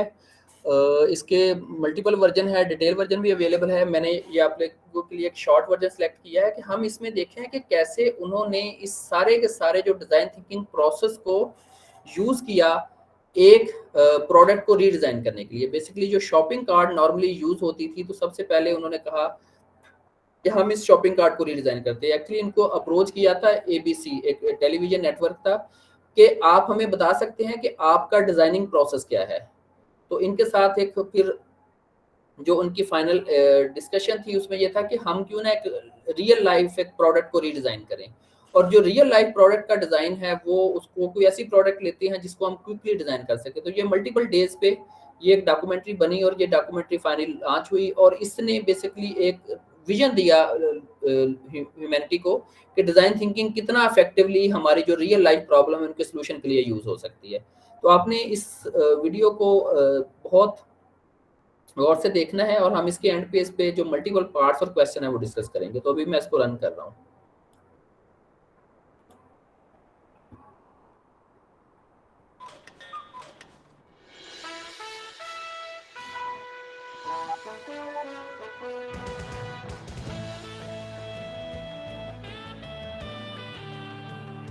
We went to IDEO, the product design folk, and said, take इसकी something साउंड आ रही है आप लोगों को? familiar, like say the shopping cart, and completely redesign it Yes, sir. जी सर आ रही है। in just Okay. 5 days.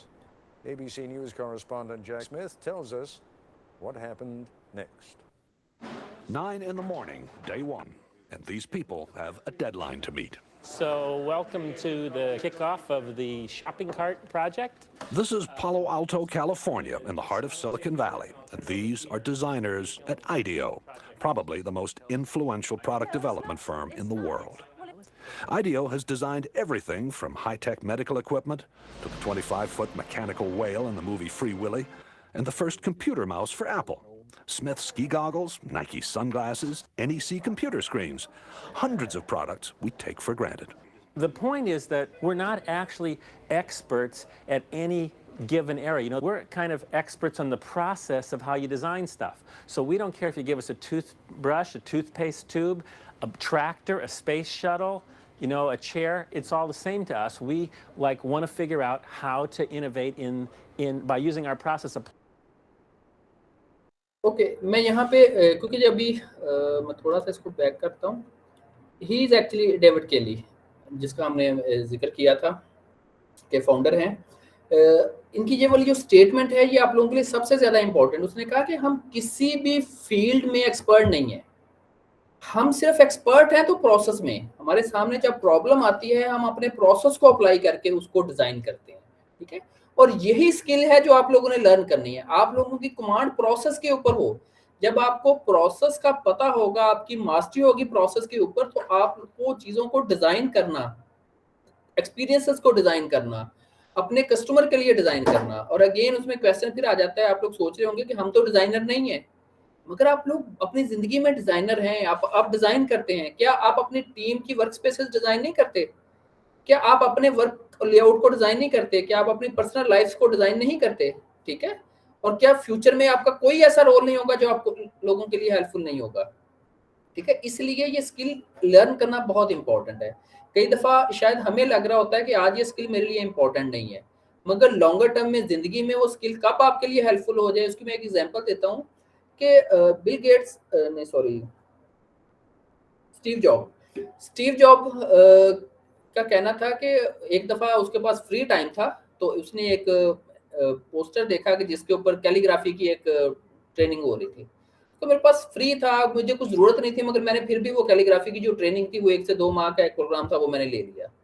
मगर कहता है कि उसके लंबे अरसे बाद जब मैं एप्पल के लिए डिजिटल कीबोर्ड डिज़ाइन कर रहा था, तो उस कोर्स ने मुझे इतना ज़्यादा हेल्प आउट किया कि मैं शायद समझता हूँ कि अगर वो कोर्स ना लिया होता तो मैं ये डिज़ाइन ना कर पाता।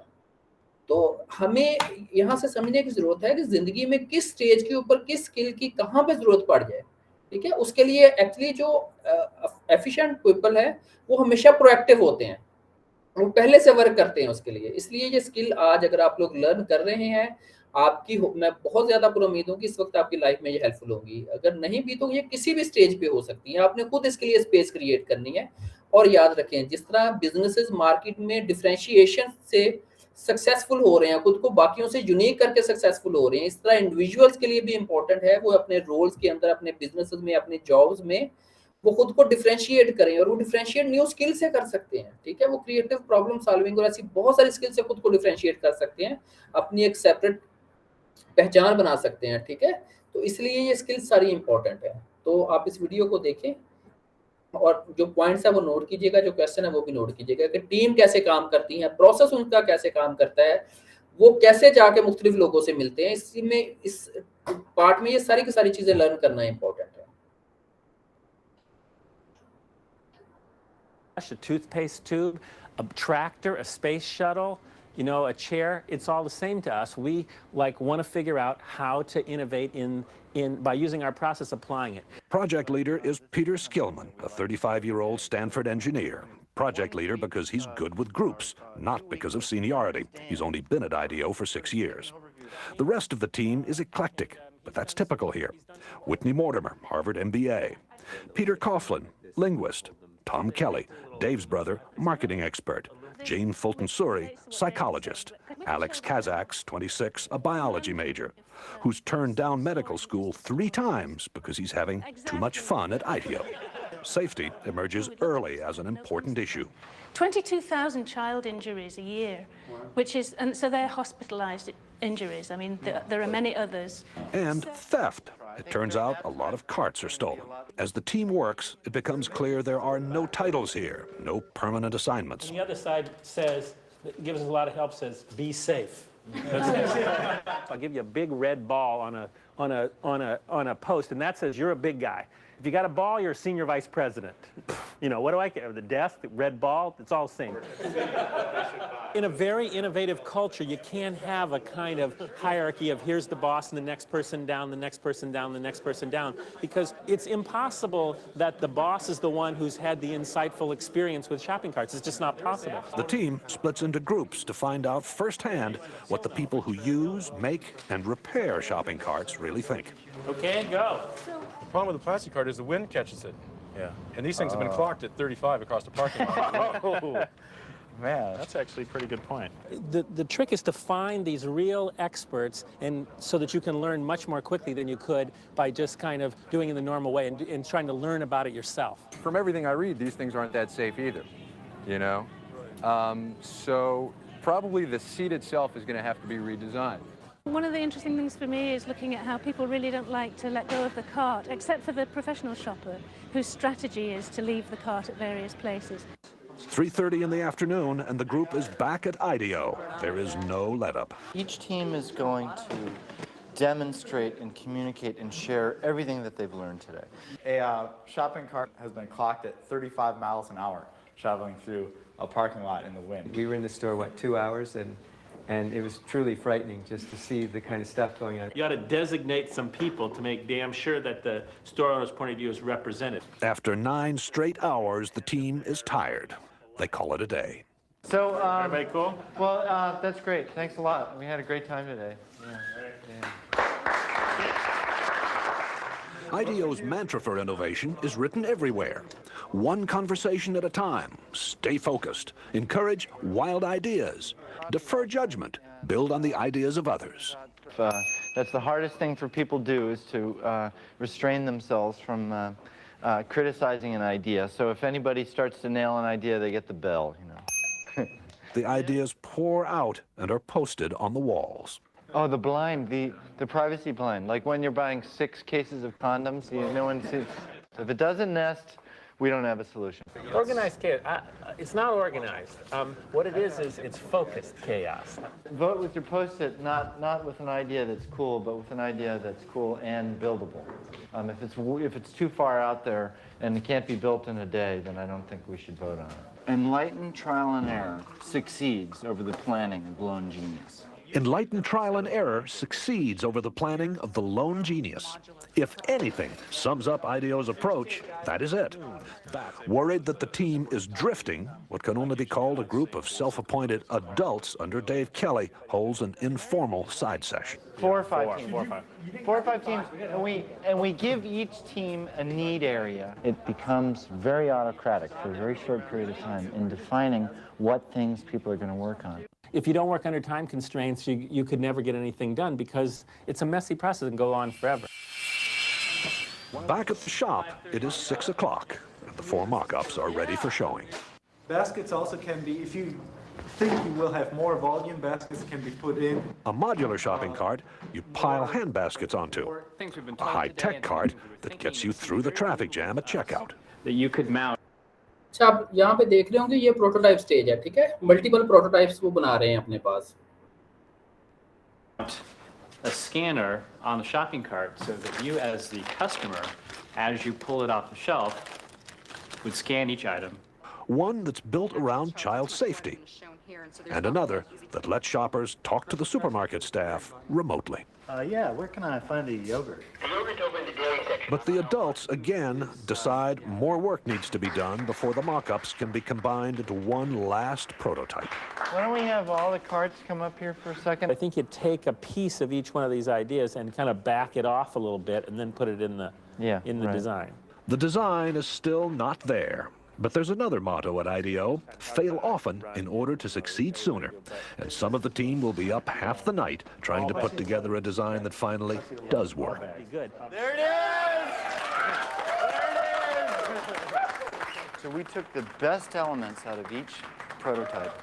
The cart, which is designed to cost about the same as today's carts, is different in every other way. What do you think? Well, I'm very proud of the team. I think it's great. Does this work for you? Works for me great. It's also beautiful. The cart's wheels turn 90 degrees so it can move sideways. No more lifting up the rear in a tight spot. And you shop in a totally different way. The bags are hung on hooks on the cart's frame. Remember, there is no basket here. At first, I was a little shocked, but I think you have some fantastic ideas here. It needs a little refining, but I think that it's great. I mean, we would want them. She also gave us some really good comments about how we can make this thing better. A lot of hours. Also, an open mind, a boss who demands fresh ideas be quirky and clash with his, a belief that chaos can be constructive, and teamwork, a great deal of teamwork. And these are the recipe for how innovation takes place. This is Jack Smith for Nightline in Palo Alto, California.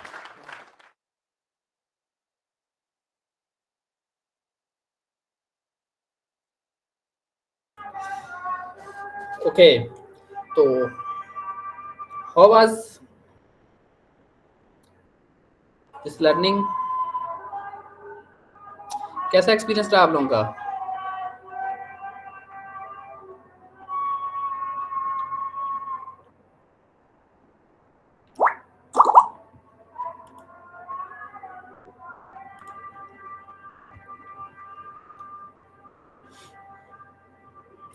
Share करेंगे. देखिए कैसे उन्होंने इस process को use किया. एक basically product को base किया, ठीक है, सिलेक्ट किया. फिर प्रोडक्ट के लिए सबसे पहला जो प्रोसेस था वो एम्पैथाइज का था. एम्पैथाइज स्टेज में उन्होंने इंटरव्यूज़ किए. शुरू में आपने देखा मल्टीपल कस्टमर से मिले. ऐसे कस्टमर भी थे जो विद फैमिली थे, विदाउट फैमिली थे. ऐसे कस्टमर भी जिनके पास ज़्यादा शॉपिंग करते थे, ऐसे जो मिनिमम शॉपिंग करते थे, ठीक है.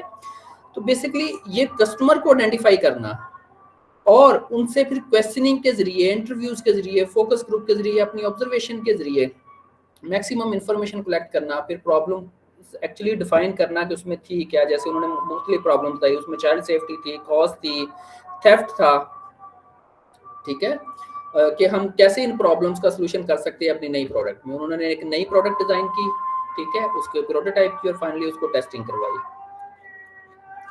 तो ये प्रोसेस है डिज़ाइन थिंकिंग का. और एक्चुअली जो हमारी जॉब है वो यही है कि हमने इस प्रोसेस को कैसे लर्न करना है. ओके, यहाँ तक कोई क्वेश्चन है तो काइंडली पूछ सकते हैं आप लोग.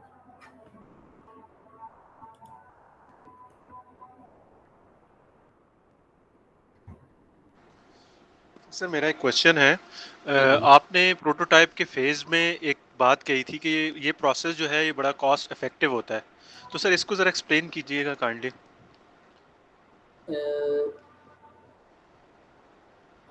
एक मिनट. प्रोसेस कॉस्ट इफेक्टिव है. जस्ट अ मिनट, बस मेरी ये रिफ्रेश कर लूँ इसको.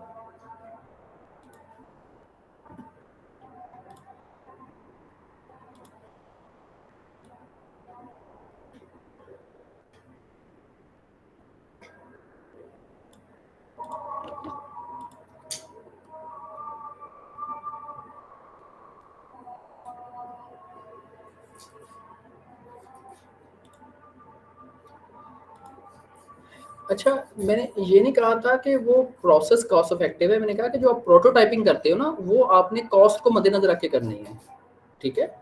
कि वो इसमें दो तरह की होती हैं प्रोटोटाइपिंग। होती है लो फिडेलिटी। लो फिडेलिटी में हमारी कोशिश होती है कि हम बहुत ही रफ, इवन कि हम गत्ते से जो ना आम जो कागज होते हैं उससे भी डिजाइन बनाते हैं, ठीक है?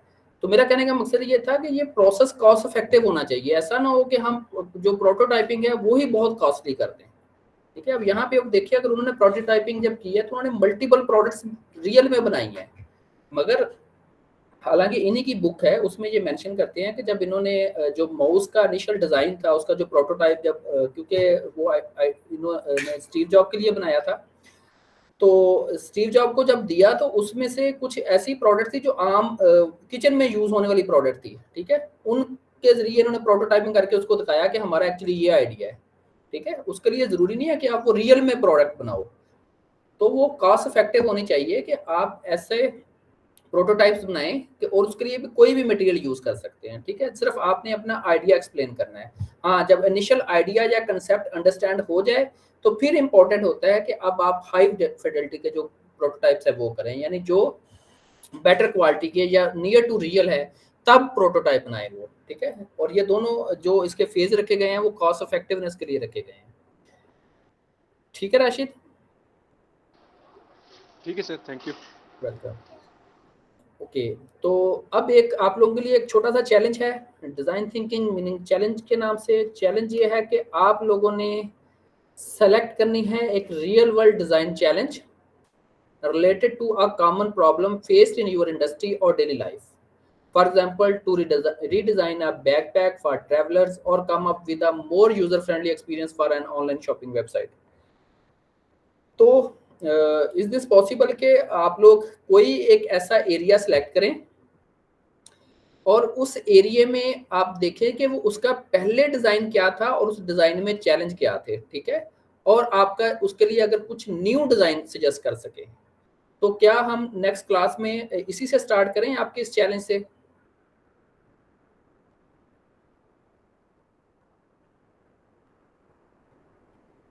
ये प्रॉब्लम कुछ भी हो सकती है, ये छोटी से छोटी प्रॉब्लम भी हो सकती है। फॉर एग्जांपल, आप अपनी लाइफ में से कुछ ऐसा स्टेप लें जहां पे आपको लगता था कि इसको बेटर डिजाइन किया जा सकता है, ठीक है? आपने इसको प्रोसेस फ्लो चार्ट की फॉर्म में भी दिखा सकते हैं कि उसका जो पहला प्रोसेस फ्लो था वो कुछ इस तरह से था, और जब आपने उसको रिवाइज किया और किसी भी फॉर्म में, इवन कि आप उसको हैंड रिटन लिख के उसको पिक्चर फॉर्म में भी एक्सप्लेन कर सकते हैं, ठीक है? बस आपने कोशिश करनी है कि आप कुछ अप्लाई करें अपने इर्द गिर्द। अब ऑब्जर्वेशन स्टार्ट करें, आप ऑब्जर्व करें कि वो कौन से ऐसे एरियाज हैं जहां पे प्रॉब्लम्स है, कौन से ऐसे एक्सपीरियंसेस हैं जो आपके लिए प्रॉब्लमेटिक है। हमारी लाइफ में बड़े ही प्रॉब्लम इस तरह के होते हैं, एक्चुअली हम वक्त के साथ साथ आदी हो चुके होते हैं, हम उनको इग्नोर कर रहे होते हैं। मगर जब आपने अब ऑब्जर्व करना है तो अपने इस एरिया पे फोकस करना है कि वो प्रॉब्लम है क्या, उसकी नेचर किस तरह की है और उसको कैसे बेटर बनाया जा सकता है, ठीक है? उसमें एक्सपीरियंस क्या है, और इवन अगर आपको वो बहुत अच्छे डिजाइन मिले आप वो भी शेयर कर सकते हैं। ऑलराइट, तो ये आपकी असाइनमेंट है फॉर नेक्स्ट क्लास। अच्छा, अब मैं आपको जो हमारा बेसिकली कोर्स प्लान होगा उसके बारे में बता दूं। हम सबसे पहले जो आज का सेशन है that is about introduction to design thinking. जो हमारा नेक्स्ट सेशन होगा that will be about empathize phase, ठीक है? हम वहाँ पे सीखेंगे कि हमने कैसे एम्फेथाइज करना है। उसमें मल्टीपल स्किल्स रिक्वायर्ड होती हैं, टूल्स रिक्वायर्ड होते हैं, मेथड्स रिक्वायर्ड हैं, ठीक है? हमने अपने कस्टमर को कैसे जानना है, किस तरह के कस्टमर को अप्रोच करना है, तो इस सारे के सारे मॉड्यूल में हम ये लर्न करेंगे। नेक्स्ट इज डिफाइन फेज, जो ऑलरेडी मैं डिस्कस कर चुका हूँ। हम उसमें डिफाइन फेज को बहुत डिटेल में देखेंगे। प्रॉब्लम स्टेटमेंट्स कैसे बनानी है, आइडिएट में हमने न्यू आइडियाज कैसे फाइंड करने हैं, फिर हम प्रोटोटाइप को लर्न करेंगे और फाइनली हमने टेस्टिंग कैसे करनी है, ठीक है? प्रोटोटाइप्स कैसे बनाने हैं वहाँ पे हम इसको डिटेल में डिस्कस करेंगे, और टेस्टिंग के क्या मेथड्स हैं। हर एक प्रोसेस के ऊपर एक अलग से मॉड्यूल है। अच्छा, हमारा जो 7th मॉड्यूल होगा या 7th सेशन होगा that will be about design thinking in startup ideas finding. कैसे हम डिजाइन थिंकिंग को अप्लाई कर सकते हैं कि हम जो न्यू बिजनेस आइडियाज हैं उनकी फाइंडिंग में, और इसके अलावा डिजाइन थिंकिंग फॉर बिजनेस, कैसे बिजनेस प्रोसेस डिजाइन थिंकिंग। इसमें मैं आपके साथ एग्जांपल शेयर करूंगा मैकडॉनल्ड की, जिसने स्पेसिफिकली डिजाइन थिंकिंग को अप्लाई किया अपने आप को, अपने प्रोसेस को एफिशिएंट और इफेक्टिव बनाने के लिए, ठीक है? तो और इसकी वजह से उसने जिस तरह स्टैंडर्डाइजेशन की, उसमें डिज़ाइन थिंकिंग का रोल बहुत ज़्यादा इंपॉर्टेंट रहा है। अच्छा, in addition to that design thinking in हम पढ़ेंगे सर्विस मार्केट डिज़ाइनिंग में। ये बहुत इंपॉर्टेंट है कि जब सर्विसेज डिज़ाइन हम करते हैं या हम अपने सर्विसेज के डिज़ाइन देखते हैं, तो इसमें इंपॉर्टेंट होता है कस्टमर जर्नी मैप्स कैसे बनाने हैं, ठीक है। और नॉर्मली जब मैं फिजिकल ट्रेनिंग से करवाता हूँ तो मैं ग्रुप्स बना के उनको कहता हूँ कि आप लोग किसी ना किसी सर्विस एरिया पे जाएं और वहाँ पे आप एक्सपीरियंस करके हैं सर्विसेज के। फॉर एग्जांपल आप किसी शॉपिंग मॉल पे जाएं, आप देखें कि आपका वहाँ का सर्विस डिज़ाइन कैसा रहा, ठीक है। या किसी रेस्टोरेंट में जाएं, वहाँ देखें कि सर्विस कैसे डिज़ाइन हुई है और उसको कैसे इम्प्रूव किया जा सकता है। बहुत सारे शॉपिंग मॉल्स ऐसे हैं कि वहाँ पे भी बहुत प्योरली डिफाइन होते हैं। मतलब लास्ट वीक एक जगह हम गए, वो मल्टी फ्लोर शॉपिंग मॉल था, तो उसमें से जो की प्रोडक्ट थी वो टॉप फ्लोर पे रखी हुई थी। मैं खुद तो नहीं किया, मेरी फैमिली गई तो उसने अपना एक्सपीरियंस बताया। उसने कहा कि हमें उसके लिए ना टॉप फ्लोर पे जाना पड़ता था। मैंने कहा कई दफ़ा कुछ ऐसे प्लान करते हैं, डिज़ाइन ऐसे प्लान करते हैं कुछ जो डिज़ाइनर्स होते हैं, जब वो शॉप फ्लोर्स को प्लान करते हैं कि लोग बेसिकली प्रोडक्ट्स के अंदर से गुजरें मुख्तलिफ, ताकि ये भी उस जब वो विजुअलाइज करेंगे तो हो सकता है कुछ प्रोडक्ट बाई कर लें। तो उसने कहा कि बेसिकली वो ऐसा था ही नहीं कि हम उन प्रोडक्ट्स के अंदर से उन्होंने वो वे आउट किए हुए थे। इंस्टेड ऑफ दैट उन लोगों ने जो सारे का सारा फ्लोर था वो एक्सटर्नल साइड से था, ठीक है। आप टॉप पे जा रहे थे। तो अब ये भी एक चैलेंज होता है कि वो क्यों ऐसा डिज़ाइन किया गया, क्या उसके पीछे कोई स्पेसिफिक रीज़न है। अगर रीज़न नहीं है तो उसका मतलब है कि वो एक पुअर प्लानिंग है, ठीक है, पुअर डिज़ाइनिंग है। अच्छा, डिज़ाइन थिंकिंग सर्विस डिज़ाइन में बहुत इंपॉर्टेंट है, इसकी जॉब मार्केट में बहुत ज़्यादा वर्थ है। Thinking for service thinking in organisational change, design thinking in organisational change कि ऑर्गेनाइजेशंस को इम्प्रूव करने के लिए, कल्चरल चेंजेस लाने के लिए, इनको बेहतर करने के लिए डिज़ाइन थिंकिंग अपना इंपॉर्टेंट रोल कैसे प्ले कर सकती है। डिज़ाइन थिंकिंग हम पढ़ेंगे यूएक्स यूआई डिज़ाइनिंग में कैसे बहुत ज़्यादा हेल्पफुल हो सकती है। और इसके अलावा डिज़ाइन थिंकिंग के टूल्स और टेक्निक फाइनली वो कौन कौन से हैं जो मार्केट में अवेलेबल हैं और हमारे लिए वो एक बहुत ही वैल्यू एडेड सोर्सेज हो सकते हैं, ठीक है। ये हमारा कोर्स प्लान होगा। अगर कोर्स से रिलेटेड आप लोगों के कोई क्वेश्चन है तो हम इसको कर सकते हैं। मैंने वीक में इसलिए सिर्फ एक क्लास रखी है कि आप लोगों को इसमें प्रॉब्लम ना हो। डेफिनेटली अगर पूरे वीक में हमने 1.5 से 2 घंटे अगर स्पेयर करने हैं तो वो कर लेने चाहिए, अगर हमें उसमें कुछ ना कुछ न्यू लर्निंग हो रही हो, ठीक है। और इसके साथ साथ आप लोगों ने पर्सनल लर्निंग पे भी फोकस करना है। अच्छा, इस टॉपिक को फर्दर रीड करने के लिए कुछ एडिशनल रिसोर्सेज रिकमेंड कर रहा हूँ मैं। उसमें कुछ बुक्स हैं, जैसे सबसे इफेक्टिव बुक्स में से चेंज बाय डिज़ाइन, ठीक है। ये टिम ब्राउन जो इस वक्त हैं सीईओ हैं आइडियो के, उनकी है ये book the design of everything. ये प्रोडक्ट डिज़ाइनिंग में बड़ी हेल्पफुल है, बाय डॉलन नॉर्मन की। Design thinking for strategic innovation, ये बेसिकली जो बिजनेस लेवल के ऊपर स्ट्रेटजी बिल्डिंग के लिए बुक बहुत इफेक्टिव है। डिज़ाइनिंग फॉर ग्रोथ, इसमें जो मैनेजरियल लेवल्स के ऊपर हैं, जो सर्विसेज डिज़ाइनिंग में ये बुक इफेक्टिव है। क्रिएटिव कॉन्फिडेंस, ये बेसिकली टॉम एंड कैली ने लिखी हुई है, डेविड कैली ने। ये बुक बेसिकली आपको क्रिएटिविटी और डिज़ाइन थिंकिंग दोनों के लिए हेल्पफुल है। आर्ट ऑफ इनोवेशन में मेजर फोकस आइडिएट फेज के ऊपर है और इसके साथ साथ ही वो एम्पैथाइज फेज को भी फोकस करता है। ये भी टॉम कैली की बुक है। ये design thinking by Thomas integrating innovation, ये भी एक इफेक्टिव बुक है। उसमें से सबसे ज़्यादा इफेक्टिव बुक्स जो मुझे लगी हैं, जो अभी मैं करंटली रीड भी कर रहा हूँ, उसमें एक्सपीरियंस डिज़ाइनिंग है जो सबसे लास्ट में दी गई है, द इनोवेटर जर्नी, ठीक है। ये बुक बहुत इफेक्टिव है जब आपने एक्सपीरियंस, क्योंकि ये ज़्यादा फोकस करती है कस्टमर एक्सपीरियंसेस के ऊपर, उनके डिज़ाइंस के ऊपर। तो ऑल्दो सारी बुक्स अपनी जगह इंपॉर्टेंट है, मगर ये बुक ज़्यादा इफेक्टिव है इन मामलों में, ठीक है। इसके अलावा कुछ वेबसाइट्स हैं, ये लिंक्स भी आप लोगों के साथ शेयर में कर दूंगा, ठीक है, जिसमें आइडियो यू की अपनी वेबसाइट है। इसके अलावा कुछ अदर वेबसाइट्स हैं डिज़ाइन थिंकिंग से रिलेटेड, तो आप इससे लर्न कर सकते हैं। And that was all about from my side. अगर आप लोगों के कोई क्वेश्चन है तो आप पूछ सकते हैं।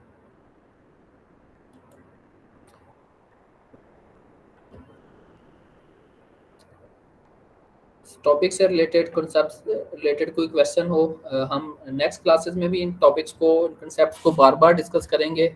और मेरी पूरी कोशिश होगी कि जब तक हमारा सेशन एंड हो, आप लोगों की इसके ऊपर इतनी कमांड हो, आपकी ऑब्जर्वेशन के ऊपर, कि आप लोग अपने एरियाज़ में, अपने लाइफ में, अपनी प्रोफेशनल और पर्सनल लाइफ में इम्पैक्ट क्रिएट कर सकें। Yes, any question from your side? Sir, I have a question. Yes, please. Thank you very much sir, आपने बड़ा ज़बरदस्त इसको किया है। एक क्वेश्चन ये है कि हाउ की डिफरेंस किस तरह से है डिज़ाइन एंड जो मेटा थिंकिंग है, kind of cognitive type thinking जिसे हम मेटा थिंकिंग कहते हैं, ये दोनों में क्या डिफरेंस है? आई होप कि मेरा क्वेश्चन समझ आ गया हो। ओके, एक्चुअली थिंकिंग की बहुत सारी टाइप हैं। जो जिस थिंकिंग में आप बात कर रहे हैं वो थोड़ा सा जो उसका इंक्लाइंड है वो है साइकोलॉजी की तरफ, मगर डिज़ाइन थिंकिंग जो फोकस करती है वो बिजनेस प्लस आपकी जो पर्सनल लाइफ है उसके एक्सपीरियंसेस को फोकस करती है। ठीक है, इसमें अब मेरे ख्याल में आपने थोड़ा सा बाद में ज्वाइन किया, आपने देखा होगा कि हमने इसमें बार बार मुख्तलिफ बिजनेसेस, कंसेप्ट, एग्जांपल्स और हमने एरियाज को डिस्कस किया है। ठीक है, कि कैसे जो कस्टमर एक्सपीरियंसेस हैं, तो इस दोनों में जो मेजर फोकस है वो ये वाला। अच्छा, यहाँ पे टर्म थिंकिंग की यूज हुई है, मगर ये प्योर थिंकिंग रिलेटेड, यानी वो खुश्क सब्जेक्ट नहीं है। जैसे हम कहते हैं ना कि थिंकिंग में ये साइकोलॉजी को जो सब्जेक्ट्स होते हैं नॉर्मली वो बहुत ही ड्राई होते हैं या बोरिंग होते हैं, उस तरह नहीं है। इस थिंकिंग में बेसिकली जो मेजर पार्ट है कि आपने क्रिएटिव फाइंडिंग्स कैसे करनी है, प्रॉब्लम्स को आपने उसके क्रिएटिव सोल्यूशन कैसे आइडेंटिफाई करने हैं। ठीक है, तो ये बेसिकली जो उसकी अप्रोच है और उसकी डोमेन है, ये इसको डिफरेंशिएट करती है from cognitive thinking. Okay Irfan, या इसमें है अभी आपका फर्दर कोई क्वेश्चन? नहीं, thank you very much sir, it's clear, thank you. You are welcome. Any other question please?